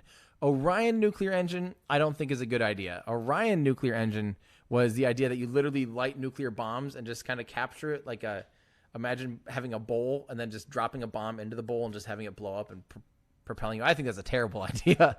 I think thermal nuclear rockets would be a good step in the right direction without all the craziness of dropping nuclear bombs out the back of your rocket to propel you. So, yeah. P.A. Nilsson says, what about Vulcan for humans to the moon? Vulcan, we'll look into that. We'll, of course, look into that. Vulcan will be human-rated, I believe, from the get-go because of the way they design and engineer it. We'll look at the performance numbers of that, and we will put that in that video as well. Vulcan is absolutely a potential there. So Alexander says, thanks for all you do, Tim, and giving my daughter and I some awesome things to watch. Well, thank you very much, Alexander. Thanks for saying hi, and hello to your daughter. Thanks for watching with your family. That means a lot. Jack Graham, What's the purpose for the rings on rocket engines? I'm guessing it's something to do with cooling or structure. Both. You're absolutely right. So for these particular rockets, you'll see, again, there's cooling channels going vertically through the nozzle and through the chamber. Then there's ring stiffeners because they're using the way that they made the RS-25 is not really the way that we're doing things now. Like the way SpaceX mills channels into copper and then has another metal on top of it. It's a little bit different. The RS-25 is still a little bit more old school, using quite literally like brazing channels together, tubes together, and then there's ring stiffeners around them. So yeah, hopefully that, and some of them do have channels for where the coolant comes into. So hopefully that answers. Scott Holloway, seems the other side of the stand could have the test vehicle for launcher to test their new engines. Oh, that could have been, but I think we figured out that they're tank supportage for RS-68s. But the launcher is out there at Michoud, so that would be. I just don't know if they'd be at that big of a stand. But yeah, that's a good call. Thomas Duncan says, "How does SpaceX plan to deal with radiation on its way to Mars?"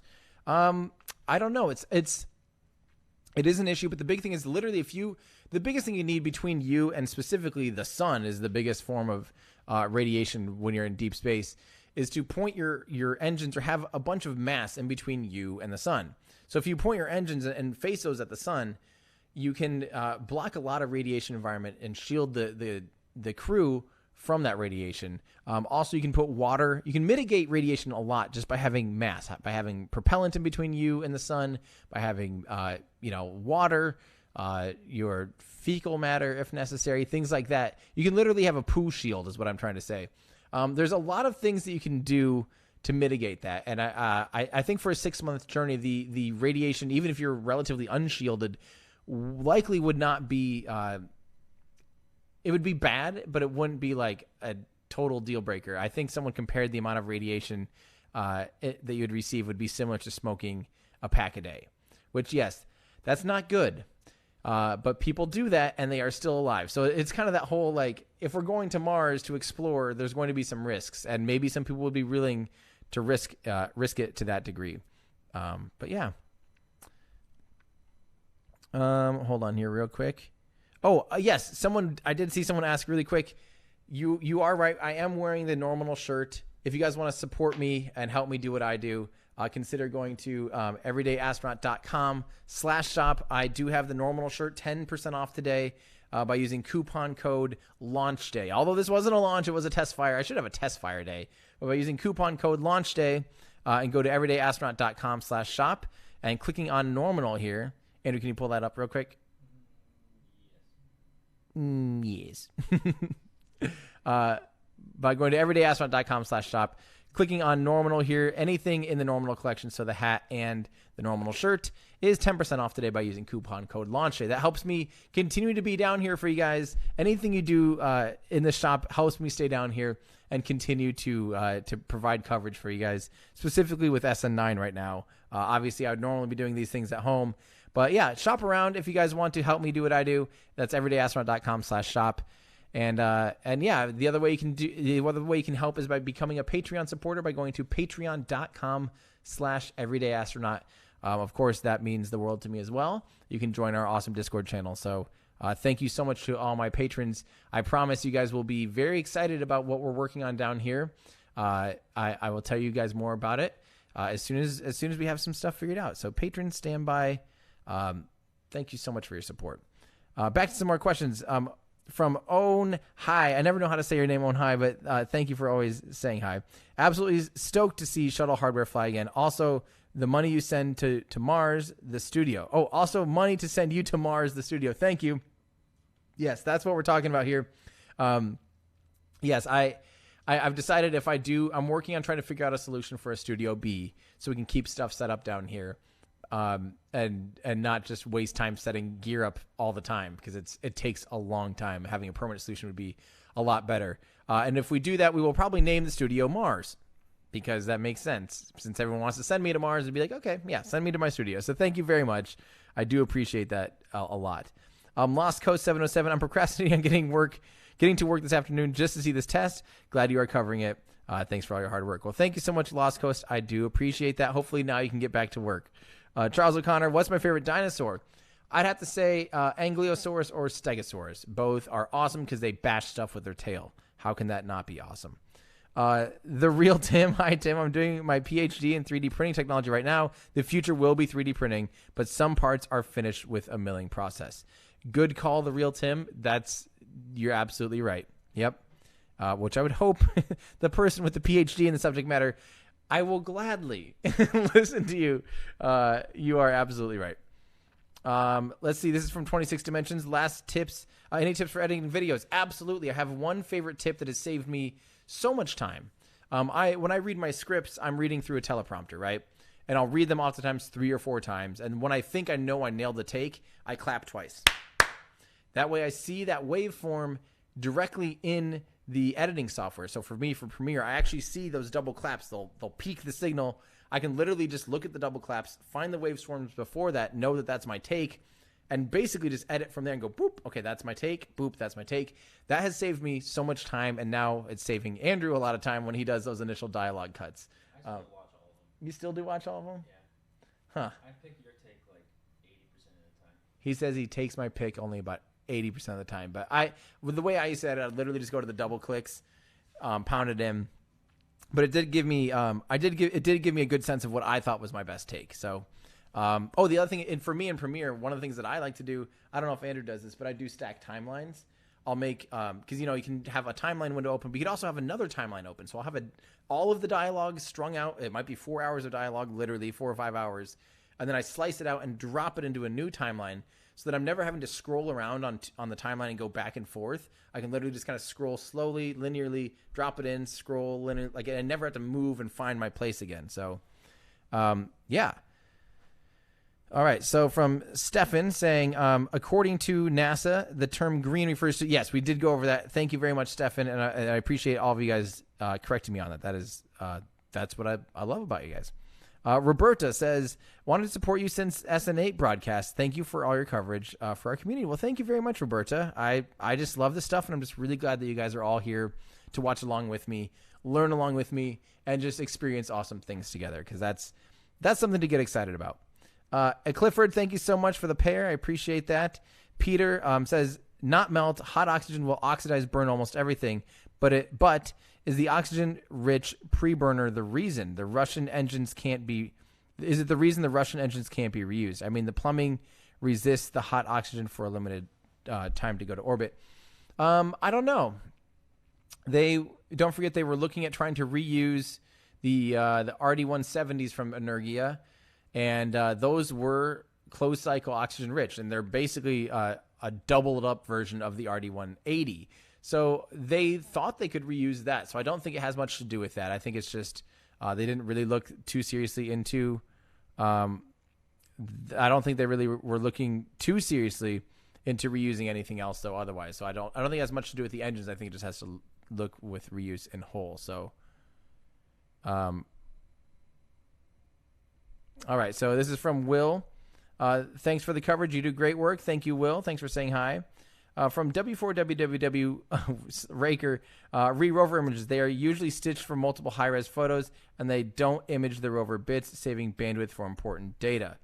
That makes a lot of sense, too. That absolutely makes sense, because there's very limited bandwidth on Mars, and there's only certain times with certain passes when, say, the Mars Reconnaissance Orbiter is overhead where you can get a high data bandwidth and high data speeds, and still not that high. There's basically 3 different modes of data that they can send, a low gain, a high gain, and an omnidirectional antenna, and they're all really slow. Some of them ridiculously slow. So we need Starlink on Mars, and that would help that a lot.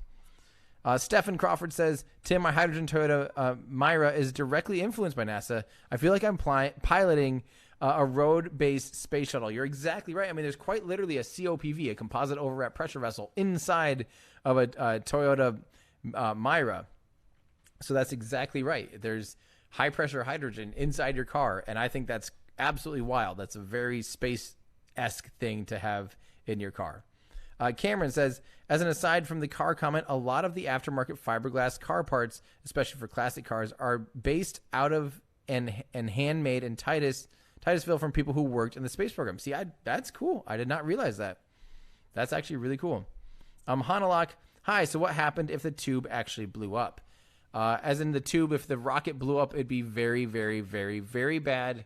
And they would be about a year and a half behind schedule to get the next rocket, the next core stage out to the test stand.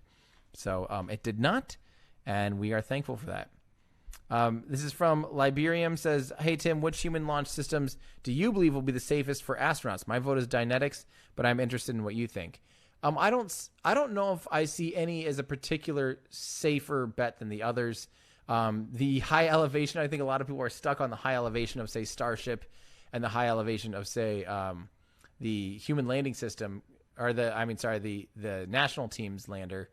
They're both very elevated, with Starship being like really elevated, like 10 stories off the ground from the surface of the moon. You have to take an elevator down. I'm not that worried about that. I think those are easy things to solve. As far as safety and redundancy, I'm sure they will all have been certified to the same degree. So I don't know if there's any one that would be better than the other in that regards. But Dynetics looks so low slung that it does seem like a nice safe bet. But I'm not the one that makes those decisions. I definitely think SpaceX would be the best bang for the buck, though. You're basically landing a moon base on the moon with your first Starship. So yeah. Alazawa says, any plans to get back into cars? Maybe a car channel. I just don't have time. I don't even have enough time to run my channel as much as I want to, including all the help we're getting. I just don't have time for that. I love cars. I don't have any desire to do car content, though. But I still do love cars, but it's just for my own personal enjoyment. So I got to focus on this while I can. So, all right. This is from Milan, says, hi, Tim. If Super Heavy's grid fins are going to be made out of steel, why do Falcon 9s have to be made out of titanium? Is weight the only issue? I think Super Heavy grid fins are going to be made out of titanium. I believe Elon's mentioned that they will be by far, because the Falcon 9's grid fins are the largest, potentially the largest forged or something single piece of titanium. Super Heavies will be like 4 or 5 times bigger than that, at least. So, yeah. So hang on. Jeff Faust is reporting. I do want to read this real quick. Jeff Faust is reporting from the NASA TV replay. A controller says that they got an MCF on engine 4, but we're still running. We've got 4 good engines, right? Another controller says the engines continue to run for another 10 to 15 seconds before shutdown. I don't actually know what MCF is. Oh, major component failure? Ooh. Interesting. Okay, so maybe we'll learn more about that at the press conference. I'm guessing that there is a pretty major setback then. So we will see. T-Bone says, hi, Tim. Currently reading up on a plan to turn the OV-101 Enterprise into a space station. What are your thoughts? I don't necessarily have any thoughts. I don't quite know turning the OV-101 Enterprise into a space station. I don't know. I don't know if that makes any sense. But I would be interested to read that too, so I could actually give you more of a, because I don't know what that actually entails. So, yeah. Oh, Scott says that the grid fins are welded steel. I'm not sure though. Well, hopefully we'll find out. Warriston says 25,000 viewers and only 3.6 likes. Let's help Tim with the algorithm. Well, thank you very much, Warriston. I appreciate that sentiment. I think that does kind of help the algorithm. So if you feel so inclined, hit the like button. I think that does help. And if you're not subscribed, please do. It all does help. So thank you. Elijah, you are awesome. SN8 crashed because of low pressure in the methane header tank, but why was the pressure low? What are your thoughts? Thanks. It sounds like they're switching from gaseous. So Starship is doing the same thing that SLS is doing, which is autogenous pressurization. I think SLS is doing autogenous pressurization. David Willis, if you're still in chat, please let me know. But I feel like, the RS-25 had a tap off that would pressurize the external fuel tank of the space shuttle. I'm assuming it uses the same thing for SLS. Yeah. Hang on, I'm getting a lot of people. Let's see. Sorry, I'm trying to read up on some of the things here. Okay, yeah, we'll learn more about in the post conference. I'm gonna get through this so I can listen to that on my own, and you guys can all watch it on your own. So, but they're switching over temporarily, at least in the methane tank, maybe in both header tanks, to using helium again to backfill pressure. It could be because of phase change problems or some kind of sloshing issue that caused a breach or some kind of valve configuration or something.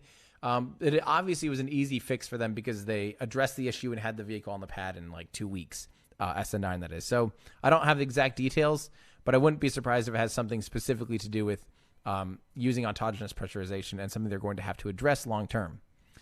Alec says, "Hey Tim, what do you think? What do you think we'll see fly as the first official mission? Starship cargo or Starship crewed?" 100% cargo. They will be flying cargo for a long time. I don't know when we'll first see. I don't know if we'll see people flying on Starship from launch without an abort system still. I don't believe that's a good idea until it's flown hundreds of times without any flaws. But yeah. So that's my thoughts. But yeah, I definitely think we'll see cargo fly a whole bunch. I do have that whole video on should Starship have an abort system, why doesn't it? And watch that if you have any questions about that. Robert, thank you so much for the pear emoji. I appreciate that. Travis Cecil, the Space Bingo card idea, winner takes $100 in free merch. We could probably try to figure that out. That'd be really fun. Yeah. I think that's a really good idea. Definitely. Dizzy D says, I think that what Elon meant is that in that tweet is that engine swap needs to get down to only hours, not that these ones are going to be swapped that quick. I think you might be right. I think he was talking about ambitions, but it wasn't very clear and obvious in my opinion. So, yeah, that's a good thought, but I guess we'll see. It's definitely taking more than hours. So, Eric, also thank you for the payer character. I appreciate that. Rex says, Grr, also take my money. Love Elon, love mods. Love how you cover SpaceX updates. Well, thank you very much, Rex. And thanks for tuning in for all things space today. Alan, I think both Raptors are swapped out. I think they are officially, they were putting up the second one this morning or this afternoon. So I think both of them are officially swapped out. Renau, my prediction is that New Glenn, SLS, and Starship will all be ready around the same time, and we all win. Go Team Space. I think they're all going to be within like 6 months. I think Vulcan, New Glenn, Starship's first orbital launch, and SLS will definitely be, I think, within about 365 days, maybe within 6 months of each other, which is insane to think about. This is a great sentiment here from Alec Hutchinson. So, saying it's a little irritating that some people who jumped to highlight the loss of SpaceX's SN8 did not make that test a failure are jumping to say the opposite of that with the SLS green run. We test for a reason, and this is no different. That's a very good sentiment. I absolutely agree with that. Ryan Heaney says, used to watch all the shuttle launches and missions. Seeing Orange Rocket Beast on the launch pad brings me back. Thanks for being so dedicated. You're welcome, Ryan. I honestly cannot wait to see it fly because I never did get to see a space shuttle fly. So this will be my way of essentially seeing the closest thing to seeing the space shuttle fly. So Robard says, great work as always, Tim. Thanks. Well, thank you very much. This is from Tommaso. Says Gwen Shotwell did say she's expecting Starship to go orbital in 2021. So not just Elon time at this point. So you never know. Maybe it will beat New Glenn to orbit. I know Gwen made it way more solid that I think they're actually going to try for orbit. But the problem is, in order to get to orbit, you have to have at least 20 or two dozen engines on the first stage of the Starship and at least 3 to 6 Raptor engines on the upper stage. We're talking about no matter what, at least 2 dozen engines. I don't think they have the capacity right now. I think they're only in their 50s right now. They might have a stockpile of, I don't know, we'll say 6 to a half dozen to a dozen Raptor engines right now that will go on, SN9, SN10, SN11, SN15.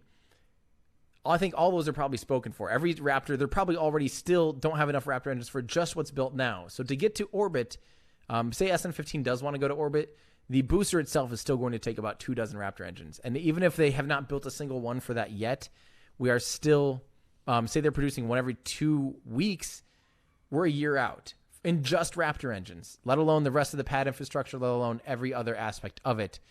We are a year out just in Raptor production, which is speeding up. So it's hard to tell, but I personally don't think we'll see Starship in orbit this year. But that's my personal bet. Youngster says, There shouldn't be any competition when it comes to spaceflight. The only thing that should matter is achieving something bigger than all of us. If there's no competition, though, there's no incentive commercially or for any real reason to bring the cost down. So I think competition is phenomenal. I think competition is great. It can be a friendly competition. It doesn't have to be we hate each other. That's what I support. I support it's okay. Of course, everyone's probably going to have their favorite rocket or their favorite launch provider, and that's fine. But it doesn't mean you have to hate or poo-poo all the other people working on it too. That's my personal, that's my team space, my attitude. I invite you to kind of fight tribalism in that same manner. Not think that, just because SLS exists that you have to not like it because you're a fan of Starship or vice versa. They're all working on different aspects of sometimes the same thing. And sometimes in the long run, we're better off because we have all of those options and we have them competing against each other. B. Shaw, when do you predict SpaceX to launch a Cybertruck test payload to orbit on a Starship Super Heavy?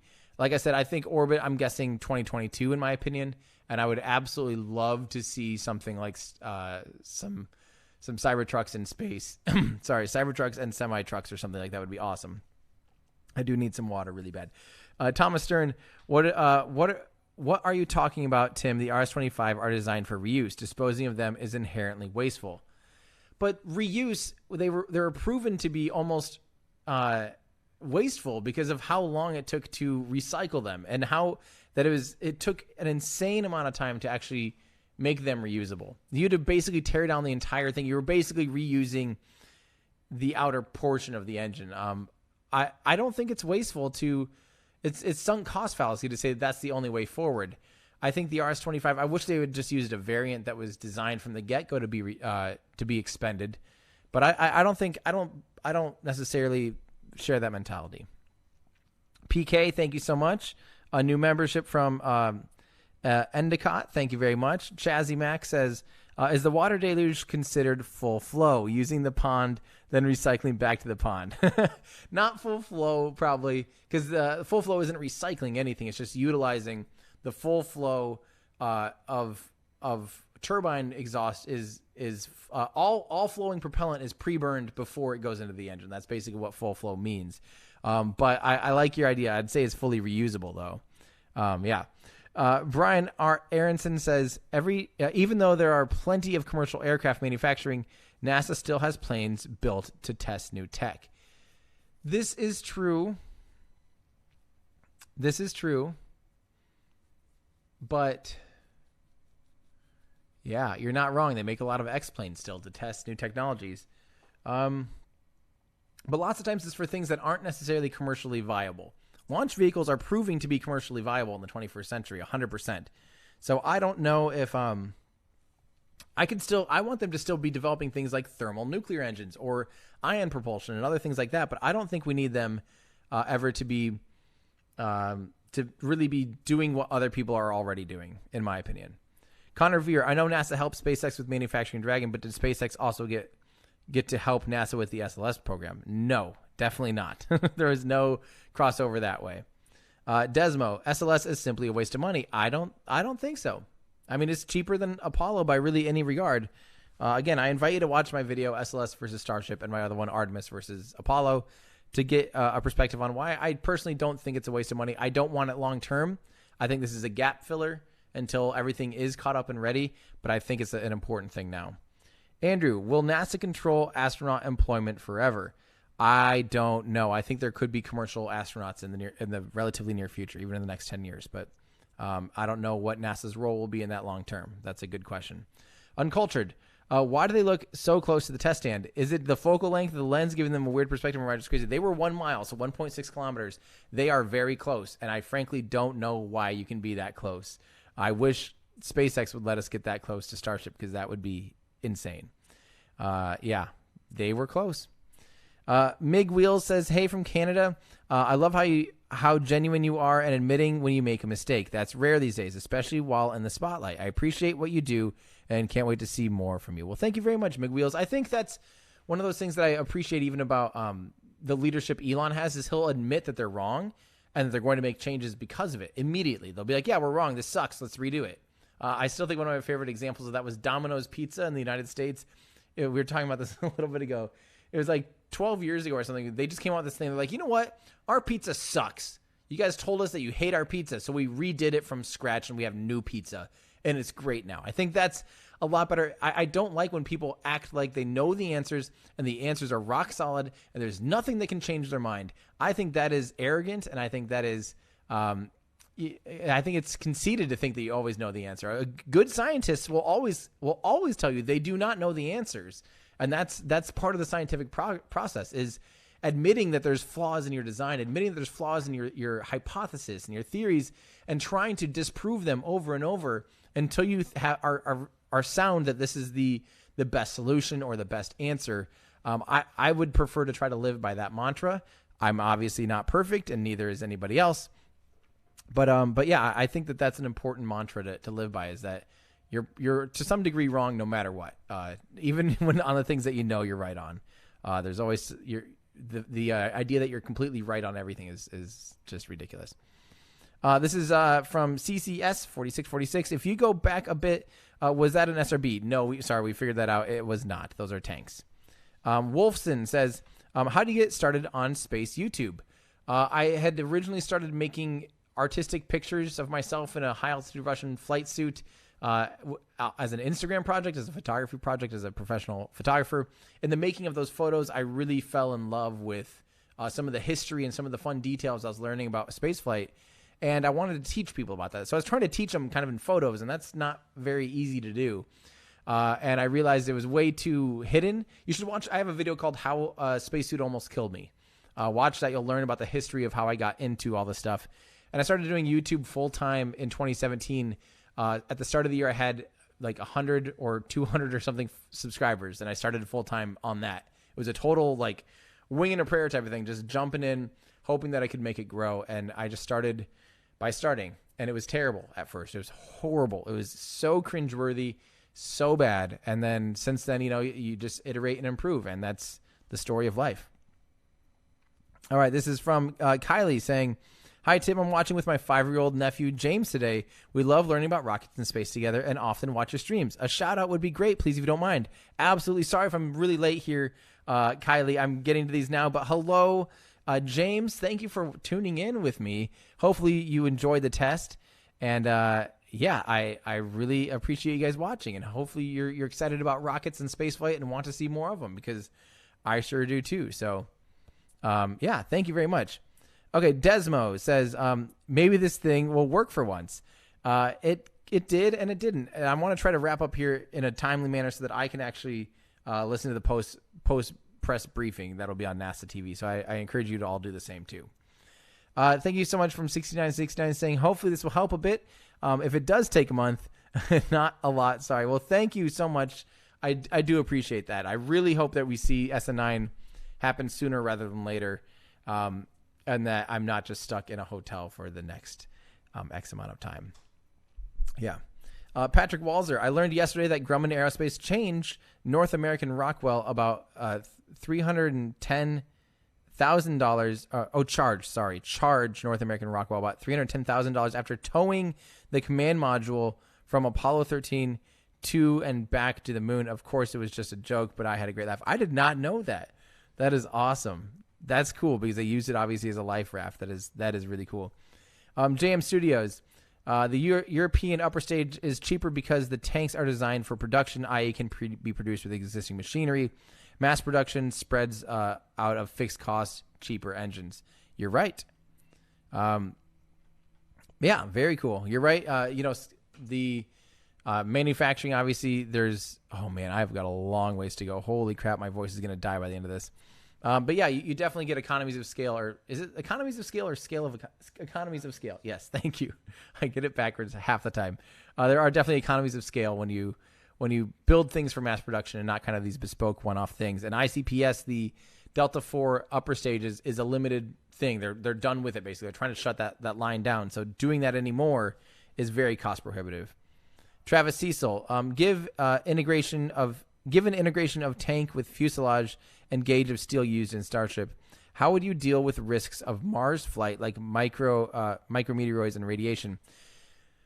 I think the thing is that steel is really thick, actually. But I don't know the best way for micrometeorite mitigation, and we talked about radiation a little bit ago, but I don't actually have the answer to that. And I think they could maybe produce some kind of, who knows? If we're going to Mars, you might need to have some kind of like Whipple shield or some kind of shield outside of the vehicle that is protecting it. I have no idea, to be honest, but that's for the engineers to figure out. It's probably a fun problem to try to solve. Space Channel 5, thanks for the membership. Same with Jonathan Sitwell.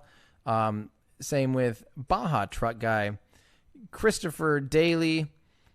Puffin. Thank you, guys. Thank you all for your memberships. I appreciate that. Simon Murray says, to help with your save for SN9. Well, thank you very much. Seriously, it really does help. Trust me. DJ Jones, what is the purpose of a scheduled hold? Why not add that time to the countdown? So I don't know. That is so confusing to me. I think it's a time for them to review data. And then because their systems aren't fully automated, there's a lot of manual procedures and things to check out and read out and do all these things. It's better for them if they have a window to just kind of have it as close to T0 as possible and then release the hold and let the terminal count continue. But SpaceX got to the point of trying to automate all of that. So basically at like T-minus 45 minutes, where they just let the rocket do its thing, and they only cancel if they see something off nominal or if the vehicle sees something off nominal. But that confuses me too. Oliver Pat, greetings from Germany. All you space people read Perry Rodan. Cool. I don't know what that is, but there you go. That was from Oliver Pat himself. Jeff Strand, shout out to Ethan. All right, I love it.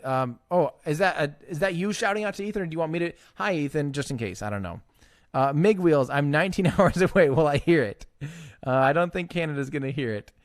Bait 215, I heard the low rumble from the test. That is awesome, Bait. Thank you for getting back to me. I'm sorry that it took me this long to get to it. That is so cool that from 45 minutes away you could hear the low rumble. That is awesome. Thank you for sharing that. Chris J, SLS is not reusable. Legacy Tech versus Starship, right? No, it's not reusable. Period. Again, if you guys have questions about the stuff, anytime like SLS versus Starship, I have a lot. I have so far 2 deep dive videos on that. And there's more to come. It says go figure. Unfortunately, yeah. Desmo, thank you, Desmo. From Jan or John, are they able to recycle? Definitely not in their. That's not really in their mantra. So no recycling. Mr. Spaceboy, I'm getting my full flow stage sweater soon. Awesome. Thank you for your support. I really appreciate that. John Moore. There seems to be a lot more mission control chatter and activity compared to a SpaceX launch. Does SpaceX use much more automation compared to SLS? There is a lot more automation in SpaceX's countdowns now, but also we don't hear the chatter. So there is probably a lot more comms chatter that we just don't hear. But these days, that's such a well-oiled machine. I think a lot of it is automated. There's probably just not as much communication on comms anyway. But SLS is definitely a more traditional way of doing things. So there probably is a large amount of chatter because of that. From Tiz Vanded Twin. There you go. Sorry. How does Super Chat work? What does the indicator bar mean? It shows how long that comment will stay pinned up in the upper. I try to get to every comment though. Today I'm regretting that decision, and I will not be able to do that like on Starship days. But it shows the bigger the Super Chat is, the longer that stays pinned to the top. So it kind of gives you a timer for how long based on the Super Chat. Yeah, I think. I don't really know either. Eric says, this isn't a big deal. Every launch service has had early aborts during tests. That's why we tested it. It isn't unique to a Boeing. Absolutely. Same thing with Starship. I mean, it's I'll say this, no matter what the vehicle, they test for a reason, and I'm just glad that the hardware is still there and existing and not in a million pieces. 100%. Hopefully they learn and will know what went wrong, and they can proceed from there or retest if necessary. Nate Erickson, thanks, Tim, for all your hard work and commitment to live streaming SpaceX and other space advancements. Well, thank you, Nate. I appreciate you saying hi. 1,000 dots. Hugs, Tim. There'll be another time. Hopefully, or they just go right to the flight. I wouldn't mind seeing that thing fly ASAP. Film Crew Tech. Like you, I am on Team Space, but I'm also on Team Taxpayer. Imagine what Elon could do with SLS money. It just seems like a waste. I agree with you. I do think that Elon and SpaceX has proven to be a better cost per dollar. They have gotten things done cheaper and quicker than more traditional ways of doing so. But again, at the time that SLS was conceived, that would have been a way bigger risk than the way that SLS is running now. I think going forward, I think NASA's learning their lessons, and that's why they're implementing things like HLS. But at this point, I still agree with the decisions to have done that. So, people are asking, no, our peak viewership for SN8, we got 92,000 or 182, either 182 or 192,000 concurrent views at a time in Discord. I saw you guys asking about that. So we're quite a ways away from that for a test like this, but maybe SN9 will break it. We will see. Tell all your friends to watch SN9, and let's see if we can smash that record. Hanalak, why are y'all hating SpaceX burns only last seconds? For Starship, you're right. I agree. I'm not even paying attention to the main chat because I know it's probably pretty toxic. But I'm just glad that a test happened and that it's still standing, like I said. This is from Ken. Good to go. 1 minute, 8 minutes, both fine. Ship it. I love it. Thank you very much, Ken. Yeah, 1 does not equal 8, but meh. We'll see. We'll see what they do. George says, Starship can easily send a fully fueled Falcon 9 second stage into orbit. Would this make a decent third kick stage? Not really. The Falcon 9 upper stage is not really efficient in terms of space. It could be used as a kick stage, but now you have to have on board, you have to have RP1 fuel, you have to have umbilicals and stuff built into Starship to be able to support, a third stage. I don't think it makes too much sense. There might be some cases where we do see kick stages though, and things like that, but there could be better kick stages than the Falcon 9, but maybe that would be enough performance for certain use cases. But I don't know. That's a good question. Alexander Jordan, Project Pluto modified for laser ramjet. All of that almost means nothing to me, unfortunately. Alexander, it sounds awesome. And since it's a question, my answer to your question is yes. Absolutely. Absolutely. Project Pluto modified for laser ramjet. Yes. J.R. Moore. None of us are in a position to call this success or failure. I hope NASA got the data they needed. Absolutely, J.R. You're 100%. We are all armchair engineers at this point, quite literally. Jesse O. Hey, Tim. Me and my family were wondering, what do you think will happen to U.S. Space Force now? Greetings from England. I think U.S. Space Force will stick around. I think it makes sense. It had been proposed for 30 years. I think it does make sense to have space assets managed by one department. Air assets, ground assets, and sea assets, all managed by their respective territories, right? I think it'll stick around. I think it'd be silly to try to back out of it now. Really, all it is really organizing how things are. It makes a lot of sense when there's certain missions that will trade off from literally from like SpaceX's hands to NASA's hands to the Air Force's hands to the Department of Defense or something. Like there's a lot of trade-offs a lot of times, and it'd make a lot more sense to just unify that into Space Force. So I think it makes sense myself, and I think it will stick around. Kevin Martin, do you think Elon will stick with tiles or end up with a newer heat shielding for this century? Tiles still make sense. People hate on tiles just because the space shuttle had a lot of compromises in their tiles, like being glued on and being really fragile and all of that. But this is very different. The tough rock material is a lot stronger. It's physically bolted onto the vehicle. They're mass produced in a uniform shape and size, so they can quite literally just fill the whole thing with it. No big deal, unlike the space shuttle. I think that it still makes sense, but we will see how it goes from here on out. I mean, Starship will change a lot constantly. So it's impossible to predict the future with Starship and with how quickly they change things. Apex. Nuclear pulse propulsion Project Orion is the best propulsion our physics allows and is totally safe to use in space for getting up to speed and on dead planets for launching. Okay. I mean, yeah, I suppose it could make sense, but I still think it sounds terrifying to me. But that's just my opinion. Luog says, Chinese aiming to use the moon as an orbiting space station and base for further space travel ahead of the U.S. Are the Chinese more patient or realistic? I don't know if it's that great of an idea because you still have the gravity well of the moon. So does it make sense to land a spacecraft there and stage there and then go from there, I don't think it necessarily makes sense. I think it does make sense to maybe use lunar resources and refuel things from lunar orbit, because it can take less delta V to get from the moon back to Earth and fuel up a vehicle in an elliptical orbit than, say, going from Earth up to space. And then you're not having any of that high energy and highly like polluting resources in our planet. You can do that all in deep space, get heavy industry off of Earth. RV, I've subscribed through YouTube. What's better for you, that or Patreon? Patreon actually takes less of a cut. Patreon takes about 10%, and YouTube takes 30% of super chats and memberships. So if you're purely wanting to support what I do, I do recommend Patreon for that. So patreon.com/everydayastronaut definitely helps make all of this possible. And I am so incredibly thankful for everyone that does that. Thank you for asking, and thank you for wanting to do what's best with the money. So thank you very much. I truly appreciate that. Apex, a very easy solution for radiation for colonists on Mars until they figure out shielding is to send colonists over 50 who have already had kids. There we go.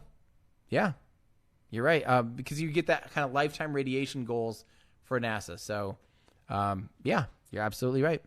Lori, today was still so exciting, even though it was short. Thanks for all your videos. My 8-year-old son and I love watching them. Well, thank you, Lori, and thanks for watching with your family again. That truly means the world to me. I, again, was excited. Glad that they got some data. We'll see what that data teaches them. Paul says, what was the objective of Hayabusa? Like, what data could be extrapolated from the regolith? Also, the Oracle weights. Well, I don't know. I mean, it's the unknown unknowns. We don't know what data you're going to learn about an asteroid until you collect data, until you collect samples and start going through and learning. The objective was to collect samples from the surface and also subsurface samples, and then see what we learn. It's an open book. That's the best that I can answer that. Harrison Baxter, for a Mars ticket, cup of coffee, or an adult beverage. Love your channel. Great content. Thank you very much, Harrison. I do appreciate that. Eloquence, major component failure is detected by the SSME controller. It's bad. Yikes. Well, hopefully they learn, and maybe they'll swap an engine and get the vehicle shipped out or have to do another test. But there are plenty of RS-25s lying around. Like I said, there's 16 of them from the space shuttle program. So hopefully they could do a swap, repair that one, and get the vehicle ready to go. Thank you, Ryan's Random Videos, for the membership. Aaron J. Morton, let's say you're streaming something 10 years from now. What do you predict could be the wildest thing we'll be watching? Thanks for your devotion. Great question, Aaron. I think in 10 years, I realistically think we're getting right around 2030 is when humans will land on Mars. And I think that's what will be the biggest, most defining moment of my career as following this stuff on YouTube and trying to broadcast it. Hopefully by then I will have the best setup possible with a full team able to really bring you the best coverage available, period. That's my goal, and I think that's what I will be streaming 10 years from now. I'm knocking on wood there for that one.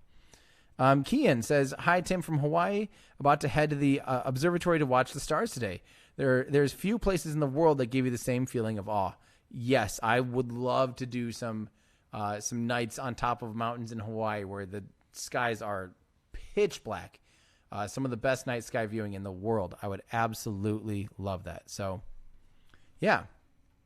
All right, from Lucian, funding Fly Tim on New Shepard, hopefully before 2030. Well, the scary thing is I told, as a joke, as a complete joke, I said when I get to 10,000 Patreon supporters, I would buy a ticket to space. I thought it was literally a joke when I made that. I'm coming up on, I'm almost halfway there now. My voice cracked when I said that because I'm actually scared. And I'm dying because I have not had a drink of water. Whoops. I'm almost halfway there. That's terrifying. That means in a couple years, 2 or 3 years, there's a decent chance I'll have to buy a ticket to space. And I literally don't even... I kind of do want to. It also actually scares the crap out of me. So we will see. I will be... yeah. Thorkel... thank you so much. And another thing from Forkel, friendly competition is easy as an outside observer. Doesn't work when we have skin in the game. So agree that competition is good for development, though. Yeah, I agree. People want me to hydrate. I do want a glass of water, but I'm almost done. I'm just gonna power through this. Oh, geez, I still have like 4 pages left. I'm gonna get through this though.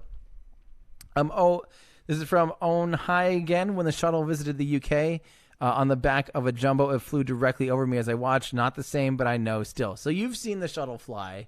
See, I haven't even seen that at all. Ryan's random videos. Hi, Tim. I'm from Cedar Falls. Awesome. And I love space as much as you do. And sub to Random's videos, destroyed car logo. Well, that is awesome. Thank you, Ryan's random videos. Maybe I'll run into you someday in my hometown. That's awesome. Pedro Ortiz. Hey, Tim. Do Starship to have super heavy first stage to return from Mars? Keep up the great work. Nope. Starship has enough Delta V to get off of Mars and all the way back to Earth with only Starship. Don't forget it can utilize its vacuum optimized engines on the surface of Mars. Mars has a lot lower gravity, only 38% of that of Earth. It has less atmosphere, so it doesn't have as much air resistance to fight against. So yeah, it does not need super heavy to get off of Mars and home. Koki. For the hotel rent, I guess, go Team Space. I hope I can see at least one rocket launch with my own eyes in the future. I think you should and you need to. And hopefully, as the world gets back on track here, hopefully this year, people can travel and go witness spaceflight because it's definitely worth it. It is definitely worth it. This is from J.R. Moore. Competition drives innovation. An opponent makes your team better. I am Team SpaceX, but I loved the Blue Origin test this week and hope NASA got good data now. Amen. I'm with you there. Trevor Johnson, what are your thoughts on the time it will take to get Starship crew rated, given the Falcon 9 Dragon took 9 years to fully develop and launch with crew? I think they've learned a lot. I think it'll be a good, easily 5 years before something like like Starship actually flies humans from Earth. I think we could see humans in Starship in space before then. I think maybe even the Dear Moon missions, I would not be surprised if it ends up they put Starship in orbit, park it, get it fully fueled, and then send the passengers up via Falcon 9s. Because I think it'll take a lot to get it crew rated through ascent and reentry. Falcon 9s would still be much safer for ascent and reentry. So my guess would be at least 5 years, personally. Heather Lee, finally have some money to donate. Can't wait to see your seal on number 9 coverage. Thank you, by the way. Shame about early cutoff. Well, thank you, Heather. Thanks for the support. I can't wait to cover SN9 for you guys. We have some awesome things, in store for you. It will be great, I promise. Friend Beast, a problem with space travel is human fragility, but human augmentation is a growing technology. Someday augmenting humans might be easier than rockets. I agree with you. I think someday that is the trend we're going for. But meanwhile, it is really cool when humans explore, in my opinion. Really, really cool. Paul, do you think cost plus contracts are gone for good? Well, clearly they're not, because SLS still functions on cost plus. And I think there's still times and places like how do you bid a Mars rover? Sorry. How do you bid like a rover or something that is totally bespoke and one-off? In a fixed price contract. I just don't know. I think there's too many risks sometimes with fixed cost and for certain things that are like non-profit like that are not meant to be profited. I just don't think it necessarily makes sense at all times, but I really hope that some of these things that are already solved, already competitive, should never have cost plus contracts. Morton says, if Super Heavy fails on launch, could Starship function as an escape system by itself? Keep up the good work. Love from Norway. Morton, that is in my video. Does Starship need an abort system? Or why doesn't Starship have an abort system, and should it? We talk about that exact question. It wouldn't be a very good abort system, I will tell you that. It's slow to spin up. It's low thrust to weight ratio. At best, it might be able to prevent itself from falling the distance of the booster if the booster rutted on the pad. But it's not going to really... It's not a great abort system, but it might be an option. Maros, will SpaceX build new space station to refuel Starship, dock lunar lander, and so on? Maybe it could be target of its first cargo missions of Starship.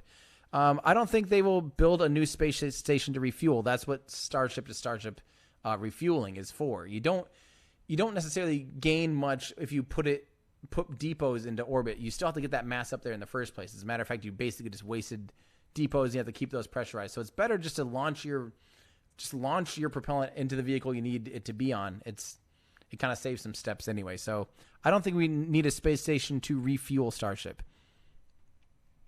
Elmar, Refurbishing an RS-25 costs very nearly as much as buying a whole new one. Rocketdyne has the RS-025E and RS-25F simplified, cheaper variants designed. Exactly. For now, they're reusing, because it was an easy path forward, the physical hardware from the old space shuttles. And I think it's good that they're getting work done instead of rusting away or collecting dust. But that's just my opinion. John Ellis, Team Space, NASA, and SpaceX are partners 100%. Fabio says... and thanks, John, by the way. Fabio says, hey, man, thanks for sharing your knowledge and standing your ground in Texas. Well, thank you very much, Fabio. I appreciate you tipping. That's awesome. Sean, NASA equals National Air and Space Administration. It's National Air and Space Administration. Did I missay that earlier or something? I don't remember. I don't know. But yeah, you're right. But that's was that maybe in response to Space Force? I don't know. It's aeronautics and space. Yeah, not air, but yeah. That's what I thought. I was like, I don't think it's air. Yeah, I don't know if I'm missing something, but yeah, it is. It's not the National Air and Space Administration, but. All right, Dr. Gray, if you wanted to colonize a part of space personally, which do you think would be the coolest place to go? Asteroid mining, Mars, Europa. I'm a big fan of Titan. I think Titan would be awesome. I think Mars makes a ton of sense too. I want to see humans back at the moon. I want to see Mars, and then Titan is my next place that I think humans would be a huge challenge. But once there, it'd actually be relatively habitable. So, yeah.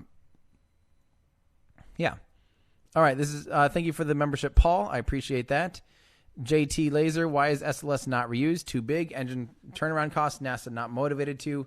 I think NASA had a bad taste in their mouth with how much refurbishment cost for the space shuttle. And just in order to maximize performance at the time, it made sense to not pursue reusability.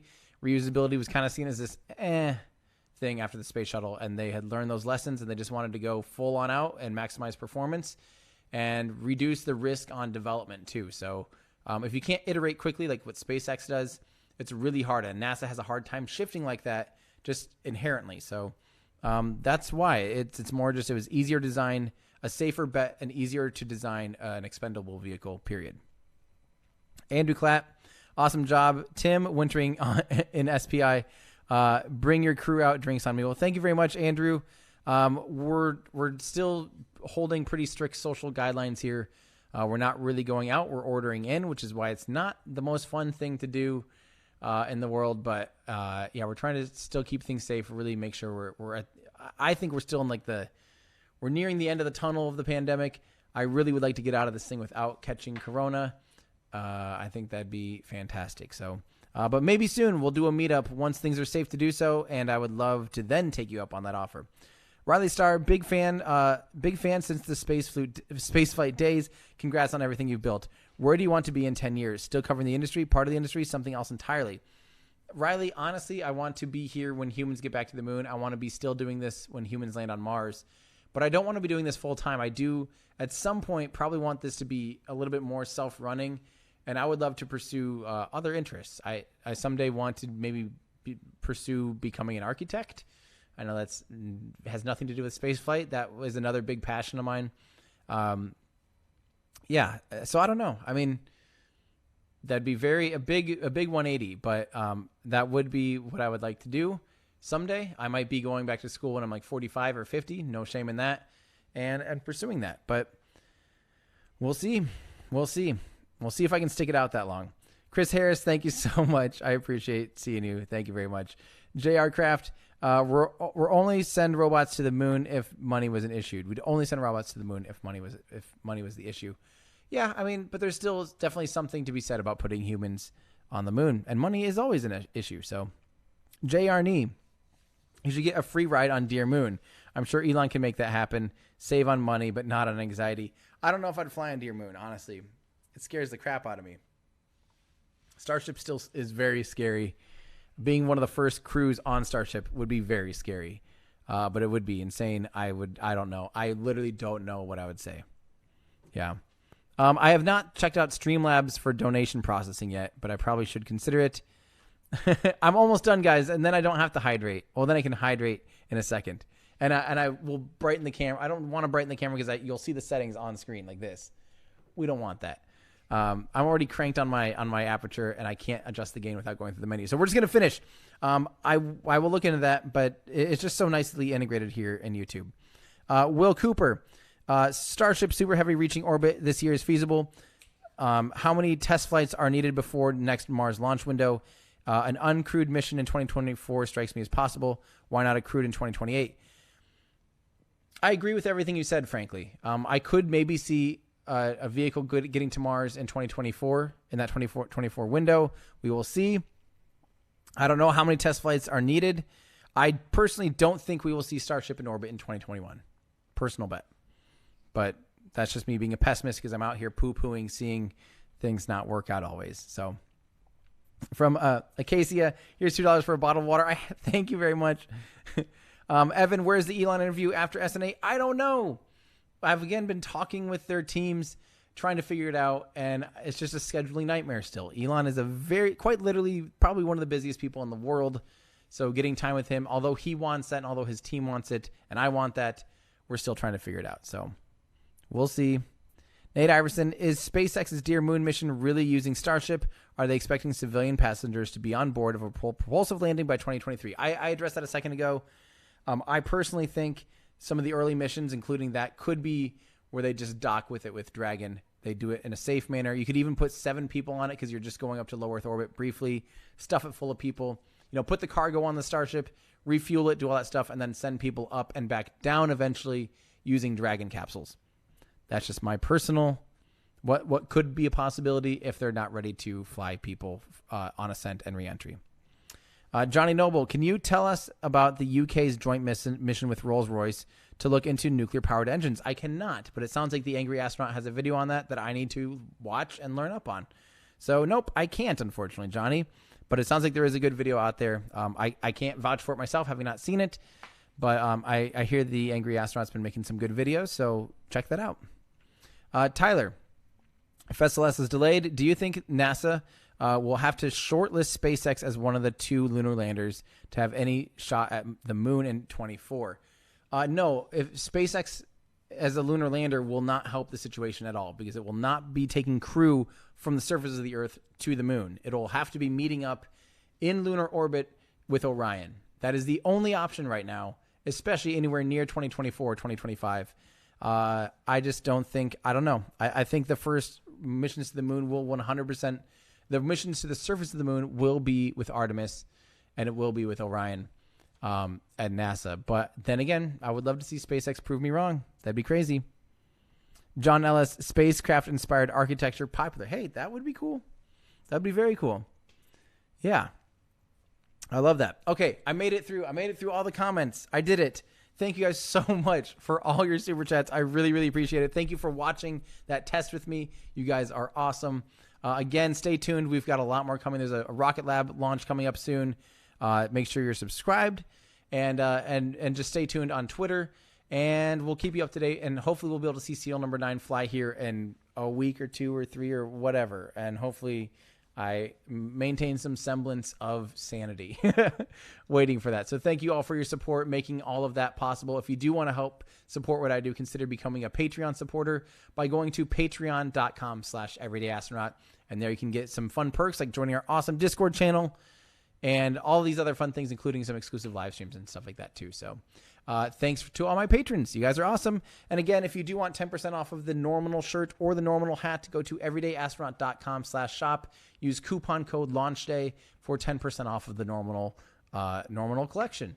And that's a fun way to support what I do too. So thank you, everybody. That is going to do it for me. I'm Tim Dodd, the Everyday Astronaut, bringing space down to Earth for everyday people. Bye, everybody.